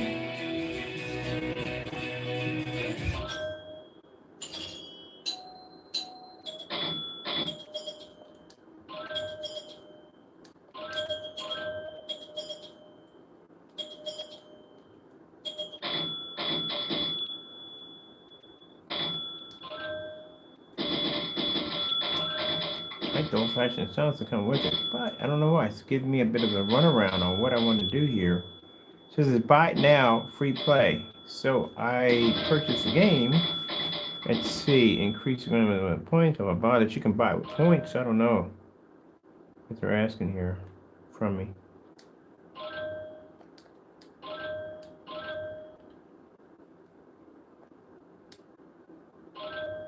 All right, buy so play the trial version.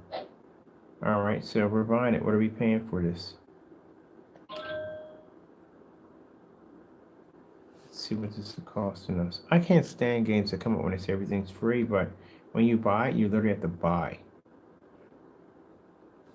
All right, so what are they charging me? $10 per each one? Oh, you've lost your mind. Let me see what the other one has to offer. I'm coming out of this real quick.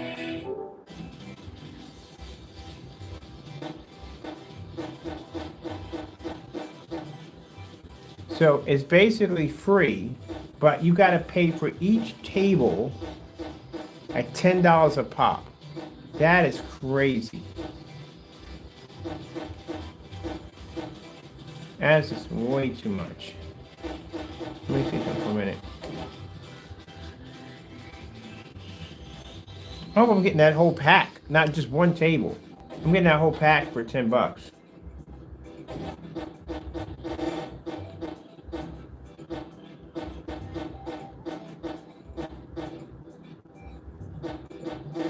Pinball is a highway robbery.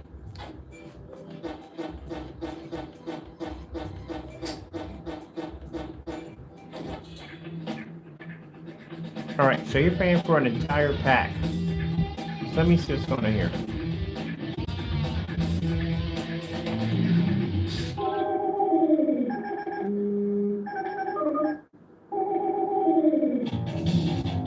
I think you're literally paying for each one of these are $10 a piece.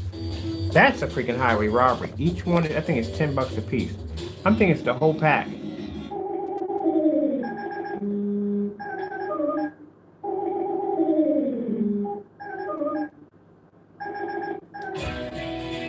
All right. So let's see what happens. Let's buy one of them and see what this gets.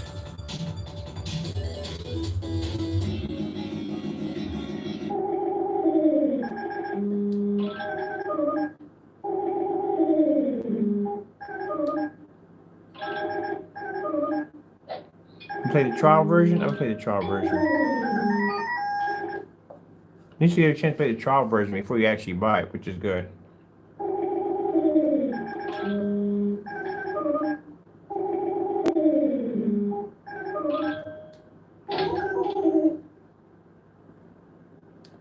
Okay, how are we doing? So that's the bumpers. All right. Oh, that's how you do it. That's angle.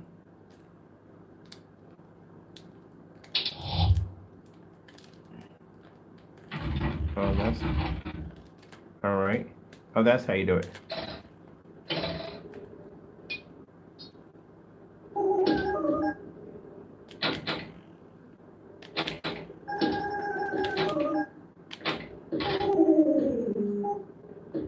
I don't like this one as much. No, it's just kind of weak. I don't like this one. I want something with a lot of explosions and stuff going off in the game. Not a big fan of that one. We're gonna exit this one. I don't like this one. Nah. Yeah, we definitely don't like this one. I want something with a little bit more pop to it.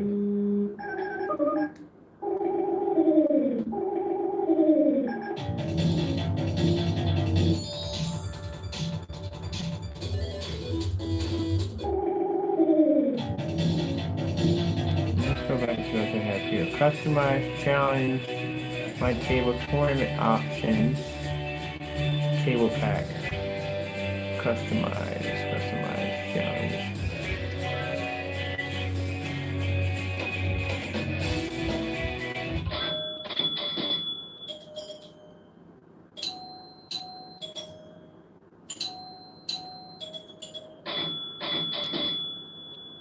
Let's see what you got here. Let's see if they got something. I need something more advanced than that.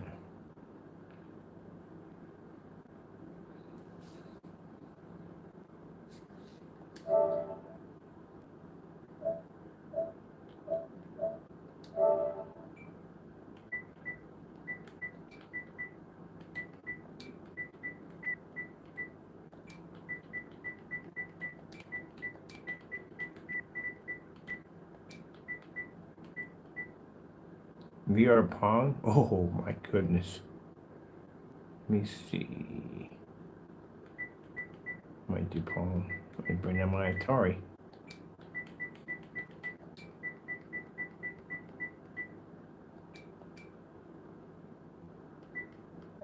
See, we got VR pinball. These are the FX. These are the good, better ones right here.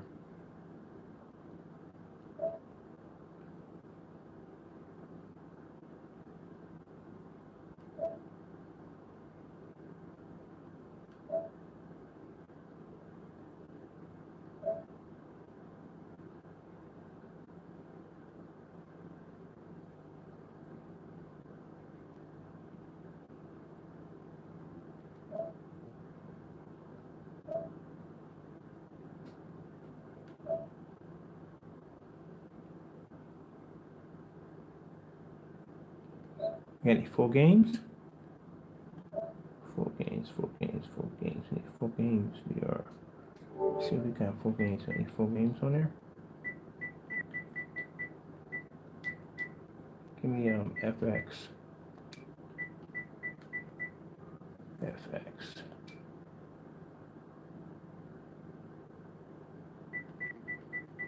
These are more advanced versions of pinball. That's a bundle.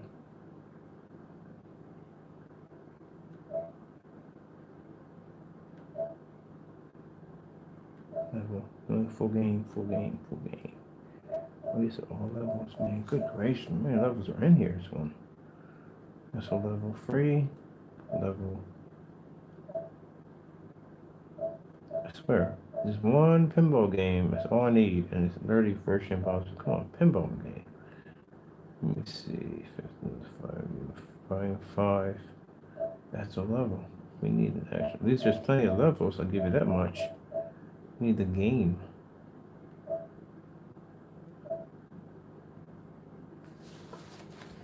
Wow, that is a lot of freaking levels. I don't mind having so many levels, but there's got to be a full game in here somewhere. That's literally a level.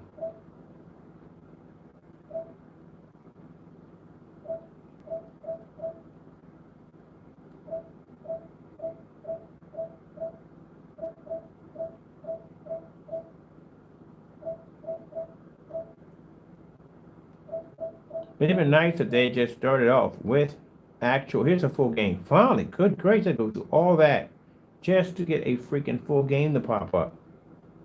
What are you? You're a full game too? 23 release date, so and so and so. That's a bundle. And that's definitely a bundle.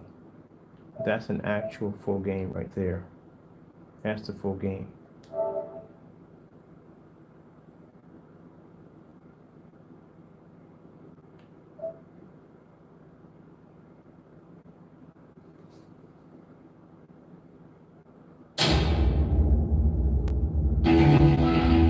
There we go. That's what I'm talking about.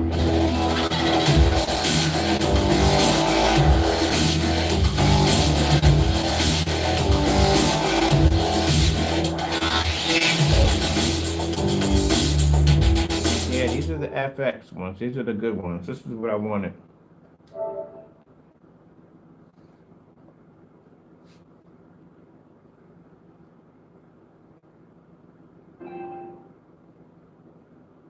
Yeah, that's what I wanted. The ones that got the explosion, stuff going off on the board, stuff like that. That's what I wanted.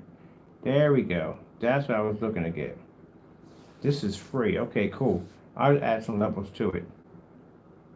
I don't mind paying the money for the levels for these. These are pretty cool. These got the kind of like virtual design to it, like it's virtual. But they're FX. They look for the FX pinballs. Until then, while I wait for that to download it, I'm doing some Pac-Man.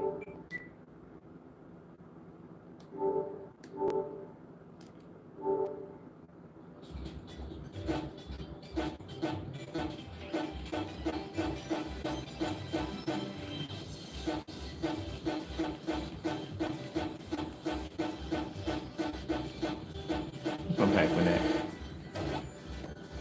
So I got the FX, I got the good pinball machine. Finally, man, I had to go through some crap to find that one. Alright, I'm gonna do a little Pac-Man while I'm waiting for my game to download. And I'm gonna do some pinball. I need to figure out exactly how many LED lights we're gonna run this bad boy. And we're gonna need a power strip USB to run all the LED lights through.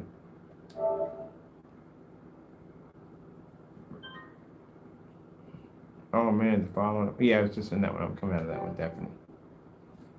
I did this disrupting my download.